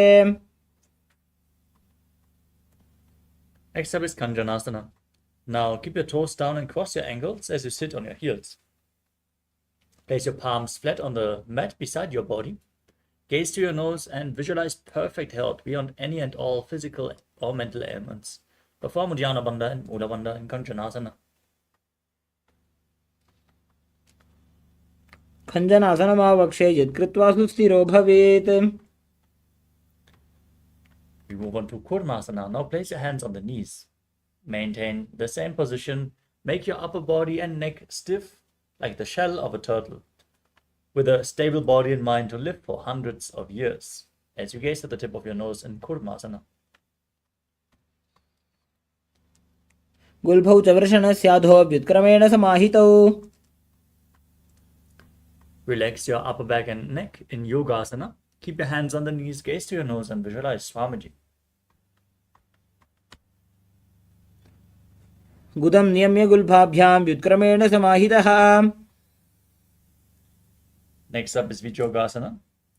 As you stand on your knees, cross your feet behind and place your feet to the opposite knees. As you hold your calves with the fingers inside and the thumbs outside, gaze to your third eye and visualize a space of eternal oneness Advaita with your Guru.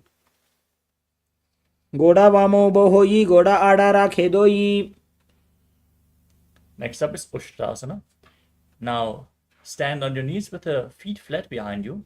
Hold on to your ankles and lean back as you push your hips forward. Visualize yourself as a camel. मेरुदण्डग्रन्थि दाढ्या सम्पिपादयि शुप्पुमान्. Next up is Jyotisha 2. With your heels together, hands on the soles of the feet, slowly lean backwards, bring your elbows to the mat and then the back of your head as well. As you gaze to your nose and visualize yourself as a lotus blooming. दो वेड़ी संपुट करे 16 मूलद्वारी धरे. We move on to Vidatasana. As you sit on your knees with the thighs and calves together, lean back and place your back on the ground and raise back up again and again. Gazing to the tip of the nose, as you visualize the healing and liberation of all causal subtle forms of your body, you can use the support of your hands if needed.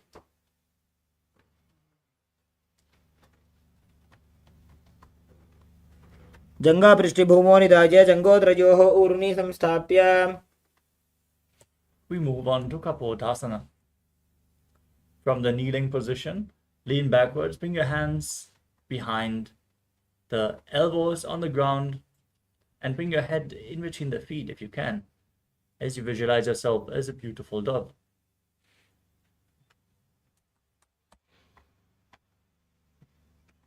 मेरुदण्डग्रन्थि दाढ्या सम्पिपादयि शुप्पुमान्. Next up is Svadasana. Now stand on your knees with the toes tucked and hold on to the opposite arms with your hands as you gaze to the tip of the nose in the boon fulfilling posture. Receive your boon from Paramashiva as you internally chant the Mahavakya Om Nithyananda Paramashivoham. जानुनि भूमौ संस्थाप्य हस्ताभ्यां बाहु परस्परं कृत्वा. Next up is Varahasana 2. With your toes tucked, lean forward and down, placing your forearms on the ground. Keep your perineum on the heels as you rest your head on your hands.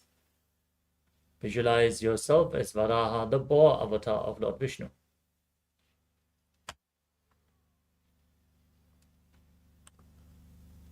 सूर्यं चन्द्रं भेदनानि आसनानि निकथ्यते. Next up is Mundasana. From a kneeling position, place your forearms on the ground, shoulder width apart.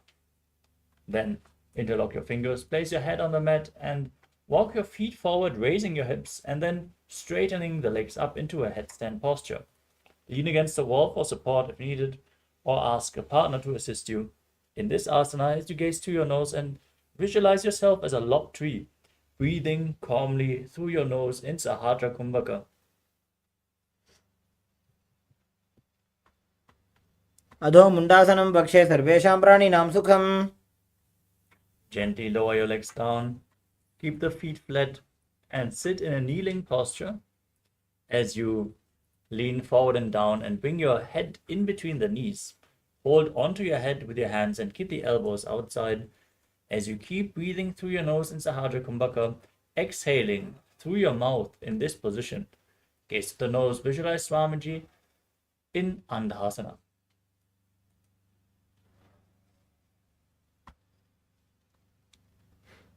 प्रथम पगदले समटारावे कोरमाहिली उभे मिलावे.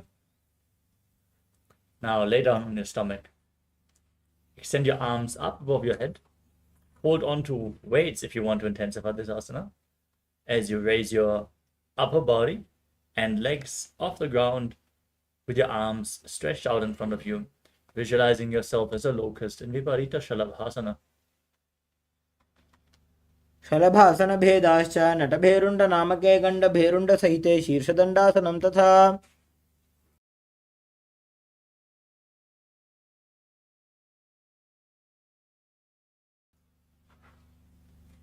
The next asana is Kapalasana. Now place your forehead on the ground, the hands by the side of your hips, palms facing down, as you raise your legs up together. Visualize a skull in your inner space, representing the mind with purified thoughts and the strong will to attain enlightenment in Kapalasana, the skull posture. कपालं भूमो निधाय ऊर्ध्वं पादो नयेत्. We move on to Akasha Kapotasana. As you lay on your stomach with the hands back, palms flat, raise your hips and your legs up over top of your head, placing your feet on the mat in front of you if you can. Now visualize yourself as a free and open dove. उष्ट्रासने स्थित्वा चरणौ भूमेरुत्थाप्य मस्तकोपरि नीत्वा. Come to a kneeling posture, the feet flat, sitting on the heels, as you place your forearms on the ground in front of you, the navel on the knees, as you visualize yourself as a sparrow in Chatakasana. कूर्परपर्यन्तौ हस्तौ धरामोष्टभ्य. Next up is Vrishchikasana too. Now keep your elbows on the mat and raise your hips up, bringing your legs over top of the head, with the feet touching the back of your head if you can. Now visualize yourself as a scorpion.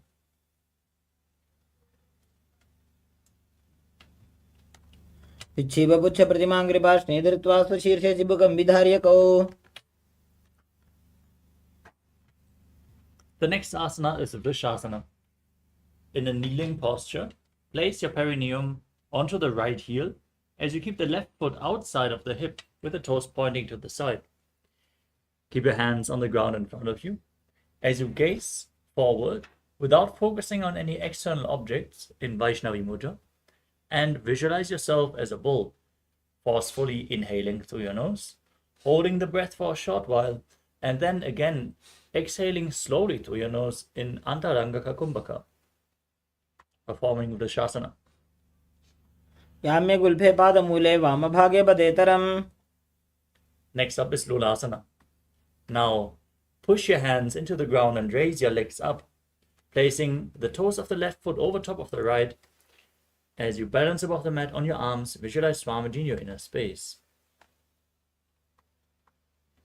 लोलासनं सदा कुर्यात् वायुलोलापघातनात्. Now sit down on the left heel with the right foot outside the hip, repeating Vrishasana, the bull posture on the other side. याम्ये गुल्फे पादमूले वामभागे पदेतरम्. Next up is Balagunasana.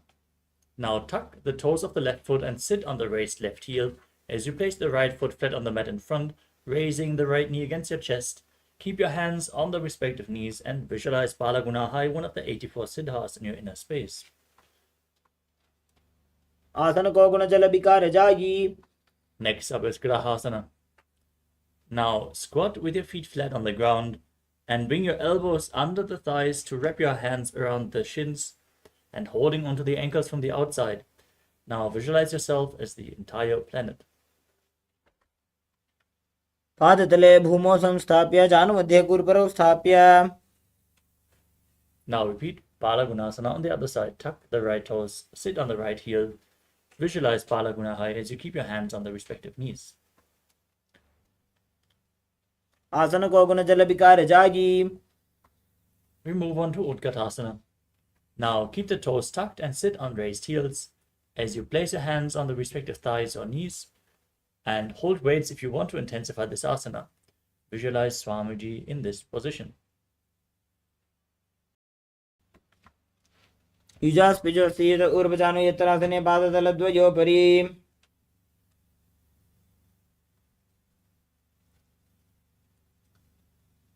The next asana is Vajrasangarasana 2. With the toes tucked, the soles of the feet together and the knees opened wide, hold on to opposite elbows behind your back as you visualize Swamiji in your inner space.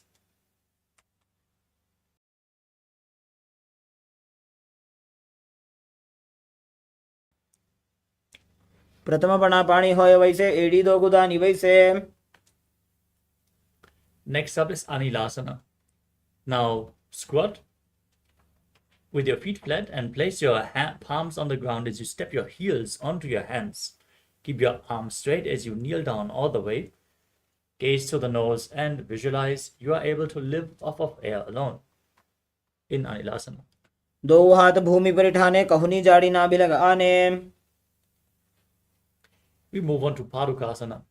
Now place the back side of your hands on the mat in front of your feet and then step your feet onto your hands, wrapping your hands around the feet like a shoe, and then walk around on the mat, visualizing yourself wearing padukas, walking all across India. हस्ततलयोः पादतले कृत्वा तिष्ठेत् गच्छेत् पादुकासनं भवति. Next up is Kukuto Dhanasana. As you place your hands on the ground, shoulder width apart, jump your legs up and let them fall back down again and again, visualizing yourself as a rooster. हस्ततले भूमौ कृत्वा पादतले च ऊर्ध्वमुड्डानं कृत्वा.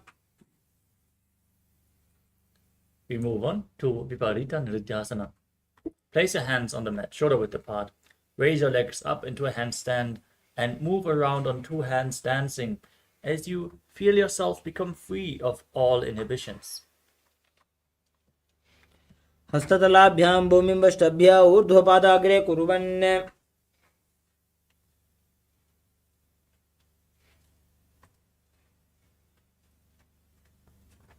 Next up,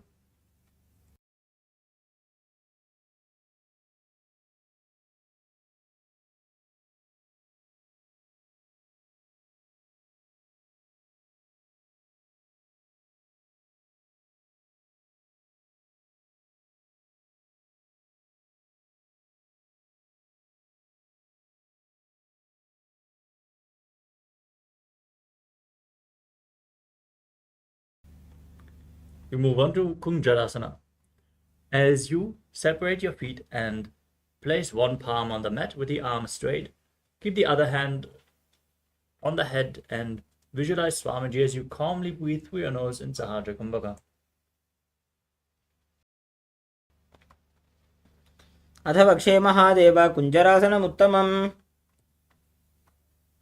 Now repeat Kunjarasana on the other side. Exchange the position of your hands.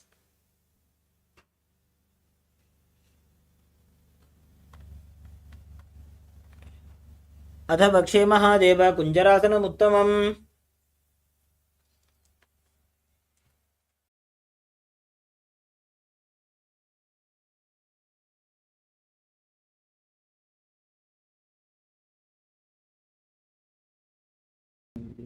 The next asana is Kadambasana. Now sit on the ground with your feet flat and the heels close to your body. Hold the respective ankles and lift the feet off the ground as you visualize yourself as a Kadamba tree, a pious tree that promotes a long life. पार्श्वभ्यां भूमिं वष्टभ्य हस्तद्वयेन गुल्फौ धृत्वा. Next up is Pavana Muktasana. As you sit with your heels at the perineum, the feet flat, hold on to opposite knees with your hands and pull them against your chest. Visualize any excess vata being released from or balanced within your system. द्वयोस्तु पादयोः पाणिं लात्वा स्वस्वनितम्बके. Next up is Chakorasana. Now lift the left leg behind your neck and keep your hands by the sides, extending the right leg forward and then lifting your entire body off the mat. As you gaze up towards your third eye, visualize yourself as a powerful source of energy. If you can't bring the leg behind your neck, you can pull it towards your chest.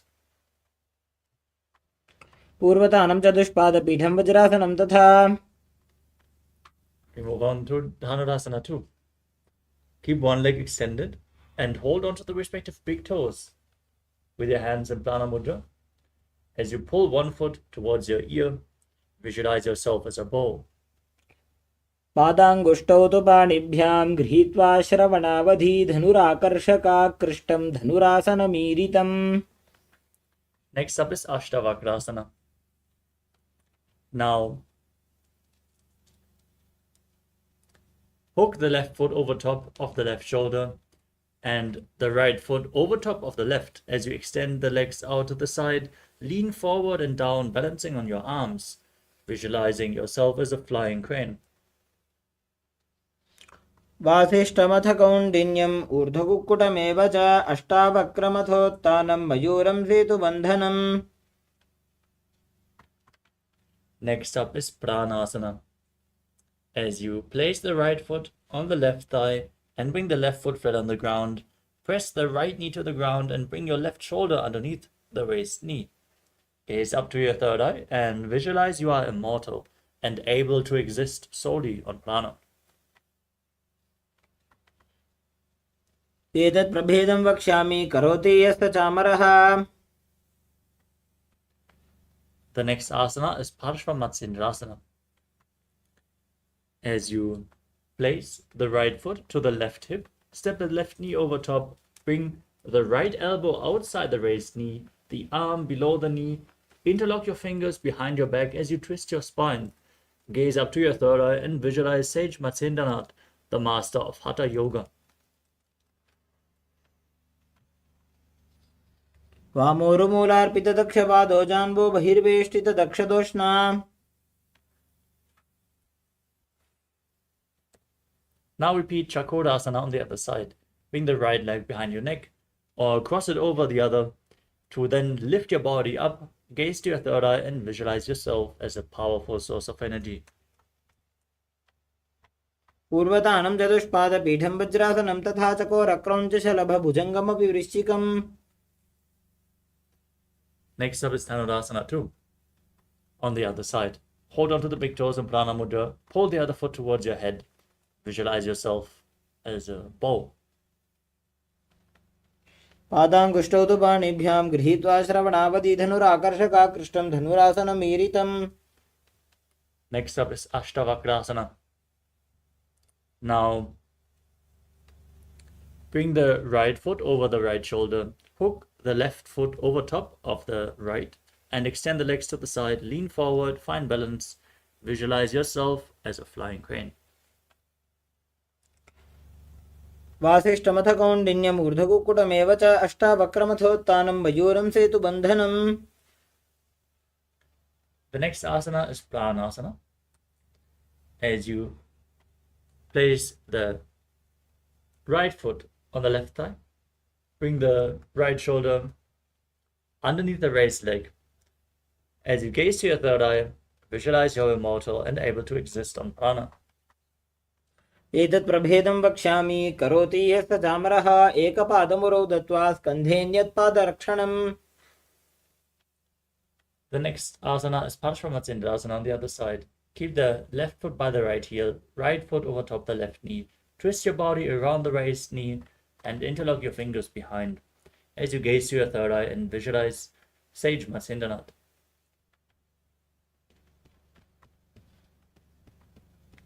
वामोरुमूलार्पितदक्षपादो जान्बो बहिर्वेष्टितदक्षदोष्णा.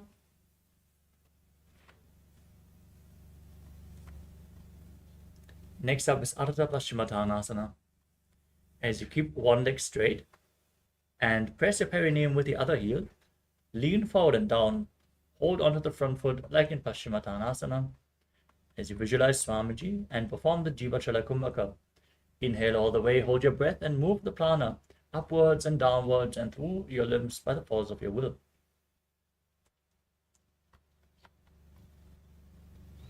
एकं पादं प्रसार्य एकं पादस्य पार्श्वनासीवनी सम्पीड्य. Next up is Kraunchasana. Now, keep the left foot outside the hip with the foot flat and hold on to the right foot, lifting it in front of your face, keeping the knees straight as you visualize yourself as a crane. उत्तानपादं क्रोञ्चं च मरीचिं वीरभद्रकं नटराजं त्रिकोणं च सुप्ताङ्गुष्ठप्रसारणे. Now repeat Ardha Paschimottanasana on the other side. Extend the left leg, right foot against the perineum. Hold onto the left foot. Visualize Swamiji. एकं पादं प्रसार्य एकं पादस्य पार्श्वनाथीवनि सम्पीड्य.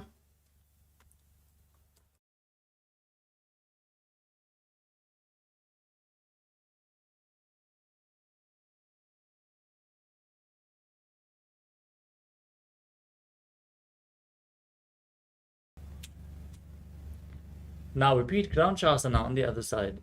Bring the top of the right foot outside of the hip, the knee down. Hold on to the left foot and extend the left leg up in front of your face as you keep the knee straight. Gaze in Vaishnavi Mudra without focusing on the external objects and visualize yourself as a crane as you move your prana up through your leg and your arms in Jiva Chala Kumbhaka. उत्तानपादं क्रौञ्चं च मरीचिं वीरभद्रकं नटराजं त्रिकोणं च सुप्ताङ्गुष्ठप्रसारणे.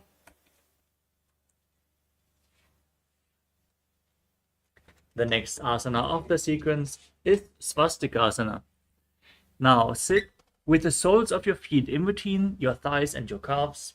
Keep your spine straight and rest your palms on the knees. Gaze in Shambhavi Mudra. Your eyes opened wide, unblinking, actually gazing within eternally. As you gaze to your nose, embody peace, well-being, good fortune, and prosperity.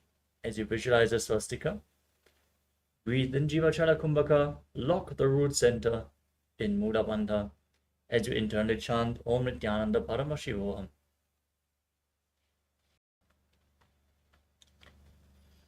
जानोर्वोरन्तरे सम्यक् कृत्वा पादतले उभे ऋजुकाय समासीन स्वस्तिकं तत्प्रचक्षते.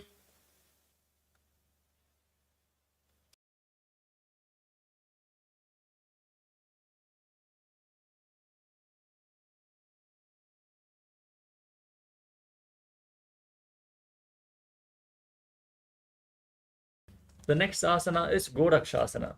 Maintain your feet in the same position with the soles in between the thighs and calves as you cover your heels with your hands, the fingers spread on top. Now perform Jalandhara Bandha and Mula Bandha. Tuck your chin to the chest and lock the throat and contract the perineal floor as you gaze to your nose and visualize the great sage Goraknath, the founder of the Natha Yoga Hindu Sampradaya. Keep performing the Jivachala Kumbhaka in Godakshasana. जानूर्वोरन्तरे पादौ उत्तानो व्यक्तसंस्थितौ गुल्फौ छाच्छाद्य हस्ताभ्याम् उत्तानाभ्यां प्रयत्नतः. Next up is Bhagasana 2. Now keep the left heel against the perineum and the right foot on top of the left thigh. Gaze to your third eye and visualize Swamiji in your inner space as you meditate on Arihanta, the enlightened one, and get ready to enter Shanmukhi Mudra by inhaling all the way, then placing your little fingers below the lower lip, your ring fingers above the upper lip, your middle fingers closing the nostrils, your index fingers closing the eyes, and the thumbs closing the ears. Contract the perineal floor. वामपार्ष्णौ गुदं संस्थाप्य दक्षाङ्घ्रिवामजघने. The next asana is Yogasana 2. Place your feet onto opposite knees and then place your hands on the ground next to your body with the palms facing upwards. Place the back of your hands on the ground. Gaze to the tip of the nose, visualize Swamiji and perform Kaka Chanchu Kumbhaka through the rolled up tongue, extended out of the mouth while keeping your mouth in the shape of the beak of a crow. Inhale and then exhale through the nose. Perform the Mula Bandha in Yogasana 2. उत्तानौ चरणौ कृत्वा संस्थाप्योपरि जानुनोः आसनोपरि संस्थाप्य चोत्तानं करयुग्मकम्. The next asana is Urdhva Kukkutasana. Now rotate your hands at the side of your body, place the palms on the mat, keep your legs in Padmasana, the lotus posture and raise your body up off the ground, balancing on your arms. As you visualize yourself as a rooster, keep breathing through the rolled up tongue in Kakachantra Kumbhaka. वासिष्ठमथ कौण्डिन्यम् ऊर्ध्वकुक्कुटमेव च अष्टावक्रमथोत्थानं मयूरं सेतुबन्धनम्. The next asana is Siddha Haratali Asana. Sit in Padmasana and bring your hands in between the legs. As you place your palms flat on the mat, stay seated on the ground without lifting your body up. Gaze to the tip of the nose in Shambhavi Mudra. Visualize Swamiji and perform the Mula Bandha.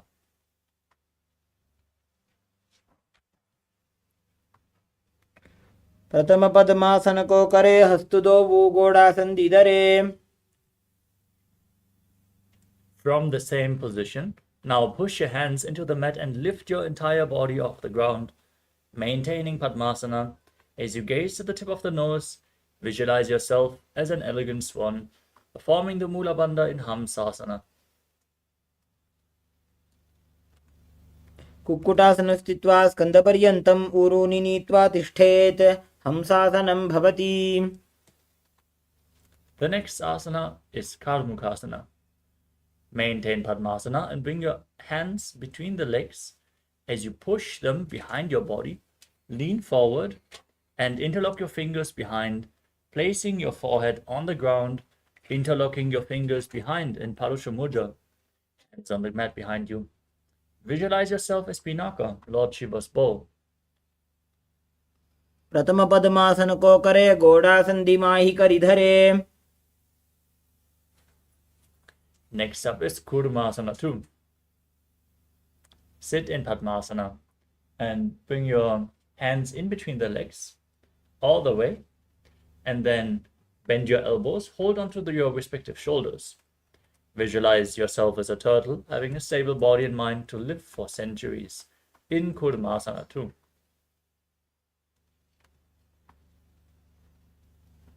By जंग बर दक्षिण पावा दाई जंग बरी by ल्यावा. From the same position, tuck your chin to the chest. Keep holding onto your neck. As you gaze to the tip of the nose, lock your throat in Jalandhara Bandha and the perineum in the Mula Bandha, and rejoice knowing you're sitting in Shiva's secret knot posture, Grandhi Bhedasana. अथ वक्ष्ये नीलकण्ठ ग्रन्थिभेदासनं शुभं ज्ञात्वा रुद्रो भवे क्षिप्रं सूक्ष्मवायुनिषेवनात्. Next up is Uttana Kurmasana.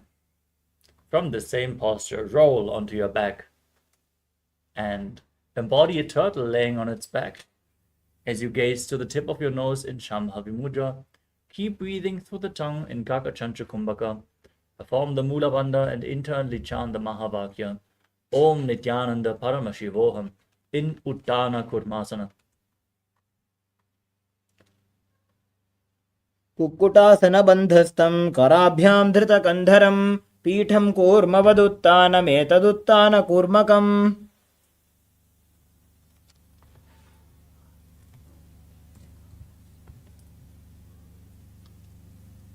The next asana is Pangu Kukkutasana. As you sit in Padmasana, place your hands in between the legs and push your hands into the mat, lifting your entire body off the ground. As you visualize yourself as a rooster, perform the Mula Bandha.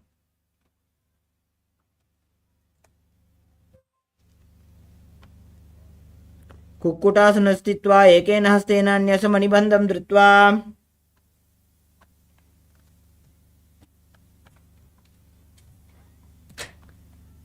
Now repeat Pangu Kukkutasana on the other side, placing the other hand on the mat, holding its wrist.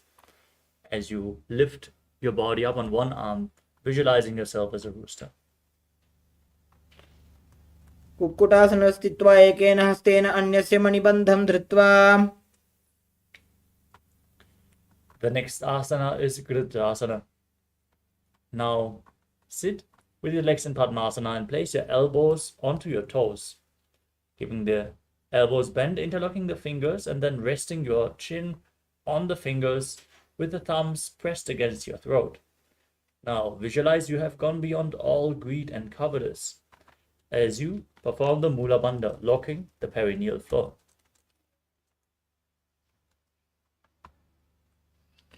जानुर्भोरन्तरे पादौ उत्तानौ व्यक्तसंस्थितौ गुल्फौ छाच्छाद्यहस्ताभ्याम् उत्तानाभ्यां प्रयत्नतः कण्ठसङ्कोचनं कृत्वा नासाग्रमवलोकयेत् घोराक्षासनमित्याहुर्योगीनां सिद्धिकारणम्.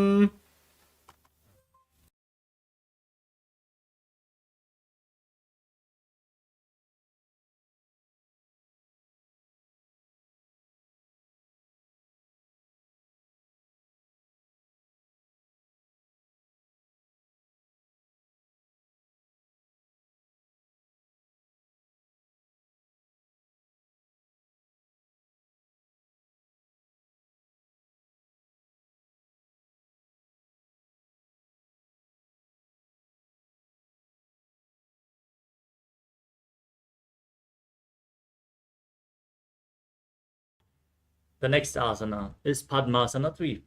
Maintain the lotus posture, Padmasana, with your feet on opposite thighs. Now place the backside of one hand onto the other, palms facing up, in your lap. Engage all three bandhas, the root lock, the stomach lock, and the throat lock, in Mahamudra Bandha, as you gaze to your nose and visualize Swamiji in your inner space. उत्तानो चरणो विधाय विधिवत् शक्तिस्थितो योगिरात्.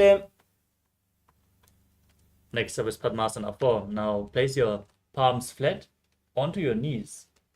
As you gaze to your nose, visualize Paramashiva in your inner space. Gaze to the nose. Perform the Mula Bandha and internally chant Om Nithyananda Paramashivoham in Padmasana 4. एतत् पद्मासनं कुर्यात् प्राणवायुप्रसिद्धये शुभासनं सदा ध्यायेत् पूरयित्वा पुनः पुनः ऊरुमूले वामपादं पुनस्तद्दक्षिणं पदं वामोरिस्थापयित्वा च पद्मासनमिति स्मृतम्. Next up is Karmukasana 2. Now maintain one hand on the respective knee and hook the other hand around the respective big toe in Prana Mudra with index and middle fingers. Rotate the big toe round and round as you visualize yourself as Pinaka, Lord Shiva's bow, and then repeat the movement with the other toe in Karmukasana 2.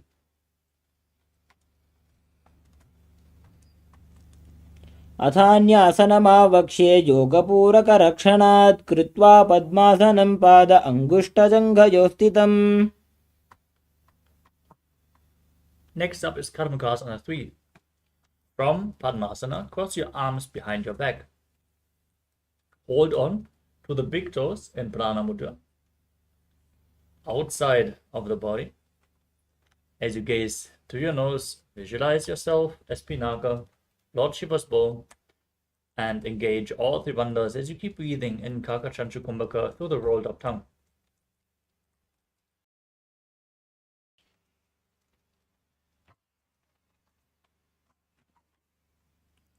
कार्मुकासनमाक्षित्य उदरे पूरयेत् सुखं तदवायुर्वसो जाति कालेन सूक्ष्मवायुना. Next up is Tridhasana. Maintain the same posture. Raise your chest. Gaze up towards your third eye as you visualize yourself as the action of Paramashiva's third eye, destroying anything you come across.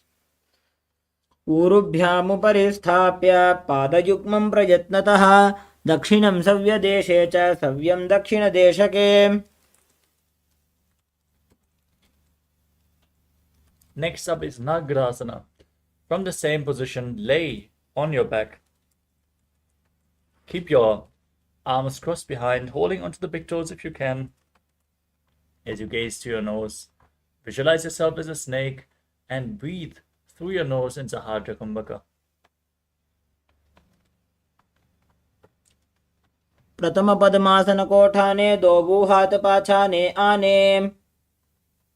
Now you can free your arms and legs and pull your knees against your chest and circle your knees with your hands interlocked in Parasha Mudra and squeeze your body into a ball in Khandukasana. वेत्रासने स्थित्वा हस्तपादान् निष्कुष्य ऊर्ध्वं नयेत् पृष्ठवंशेन भूमिं पोथयेत् कन्दुकासनं भवति. Now place your feet flat on the mat and interlock your fingers behind your neck. As you gaze to the tip of the nose, visualize Swamiji in Urdhva Pavanasana.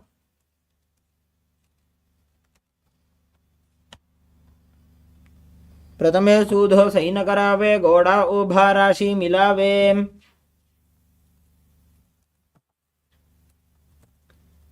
The next asana is Marakata Pitasana. With your feet flat on the mat, bring upturned palms underneath your heels. Step your heels onto your hands. As you push your hips upwards, lock your throat in Jalandhara Bandha, performing Murcha Kumbhaka as you visualize yourself as a powerful alpha ape. उत्तानशयनं पादतले उत्तानहस्तयोः स्थापयेत् पृष्ठभागमुत्रमजेत् मरकटपीठं भवति. Now bring your hands to the lower back and raise your hips up high, extending your legs with the toes pointing. Gaze to the tip of your nose and visualize Swamiji in Uttana Shikhi Pitakasana. जङ्घोरुबलहीनश्चेत् उत्तानशिखिपीठकम् अप्रमत्तः प्रकुर्वीत भुक्तेः प्राग्विजितेन्द्रियः. Next up is Narakasana. Now raise your legs up, raising your hips as well above your body, as you then place your arms flat on the mat for support. Visualize yourself blissfully traversing through Narakaloka, hell, unscathed. ग्रीवाकण्ठेन भूमिं विष्टम्भ पादाग्रद्वयम् ऊर्ध्वमुत्त्रयेत् नरकासनं भवति. Next up is Tiryannaukasana. Now bring your hands to the lower back, straighten your legs, and then slowly lower and anchor them, keeping your core engaged as you visualize yourself as a boat crossing the ocean of samsara.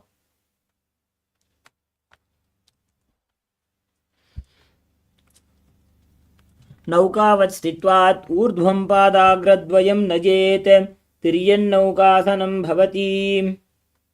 Now place your hands back on the ground, straighten your legs up like a flagpole as you visualize yourself as the KAILASA flag, respected across all nations in Dvajasana. तिर्यन्नौकावत् ग्रीवापृष्ठकूर्परैः भूमिं वष्टभ्य मस्तकलाक्षेन पादाग्रद्वयम् ऊर्ध्वमुन्नयेत् ध्वजासनं भवति. Now lower your body down flat for the final asana of this sequence. Keep your arms by the side of your body, palms facing up. Contract the perineal floor intensely. Pull the Kundalini Shakti up all the way from Muladhara to the Sahasrara Chakra in Shakti Chalan Mudra. Pull the Kundalini up. Relax. Now visualize your body is dead, unmoving completely, as Swamiji, the Supreme Pontiff of Hinduism, is liberating you. Internally chant the Mahavakya, Om Nithyananda Paramashivoham in Mritasana. उत्तानं शववद्भूमौ शयनं तु शवासनं शवासनं श्रान्तिहरं चित्तविश्रान्तिकारणम्.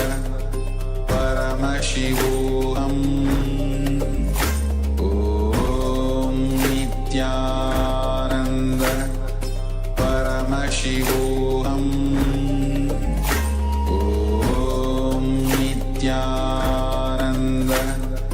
Paramashivoham. Om Nithyananda Paramashivoham.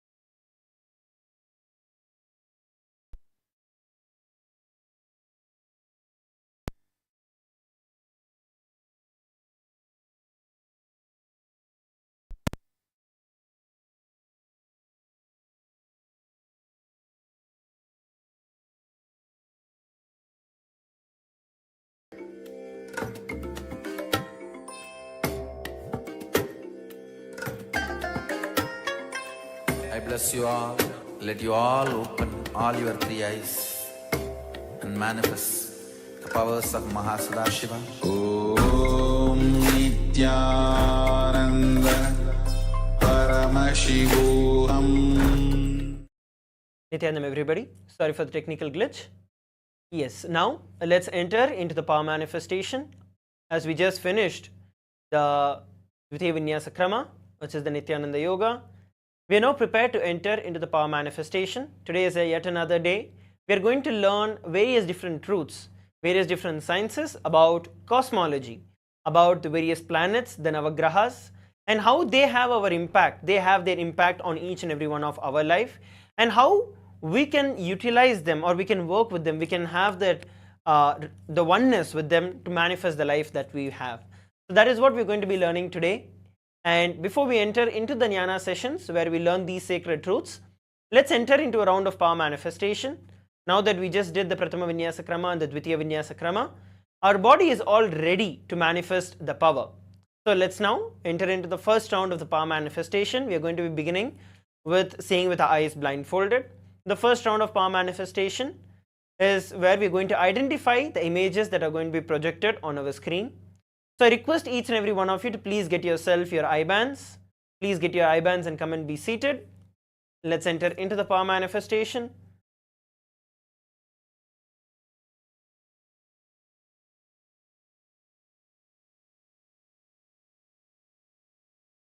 Please come and be seated. Let's start.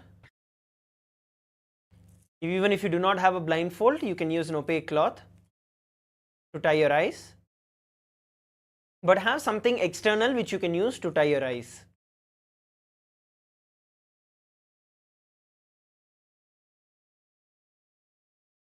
Yes. Now please sit straight with your head, neck and spine in a straight line. We're going to be chanting the Mahavakya, Om Nithyananda Paramashivoham. By chanting the Mahavakya, we establish ourselves in the space of oneness with Swamiji. And when we remember Swamiji's form inside us, you will see that extreme oneness and extreme space of, just feeling settled and complete will start manifesting in you. Just settle in that space of oneness with Swamiji and ask Swamiji to show you the image that is going to be projected on the screen. Let us now begin. Please sit straight. Start chanting the Mahavakya. Om Nithyananda Paramashivoham.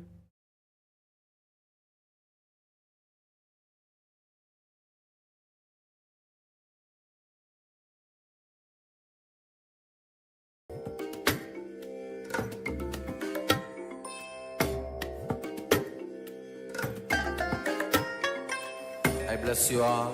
Let you all open all your three eyes and manifest the powers of Mahasadashiva. Om Nithyananda Paramashivoham. Om Nithyananda Paramashivoham. Om Nithyananda Paramashivoham. Om Nithyananda Paramashivoham. Om Nithyananda Paramashivoham. Om Nithyananda Paramashivoham. Om Nithyananda Paramashivoham. Om Nithyananda Paramashivoham. Om Nithyananda Paramashivoham. Om Nithyananda Paramashivoham. Om Nithyananda Paramashivoham. Om Nithyananda Paramashivoham. Om Nithyananda Paramashivoham. Om Nithyananda Paramashivoham. Om Nithyananda Paramashivoham. Om Nithyananda Paramashivoham. Om Nithyananda. Now, all of you can slowly open your eyes. Slowly, every one of you can open your eyes. We're now going to be verifying the answer. So please take a few moments to post your answers in the chat. Please take a few minutes to do so. And then we'll verify the answer with the image that was projected for all of us on the screen. So any colors that you saw or any images that you saw, any letters or words or whatever you saw, just start posting it in the Zoom chat. We're going to be seeing the answer in just a few moments.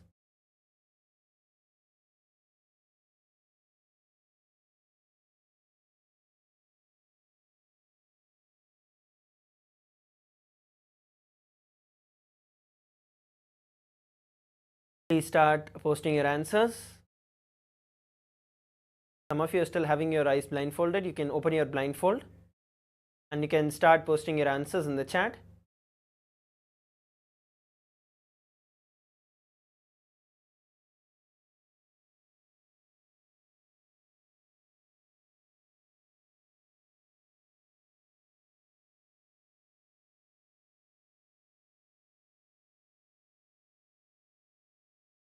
Yes. So some of you are sharing the water, green.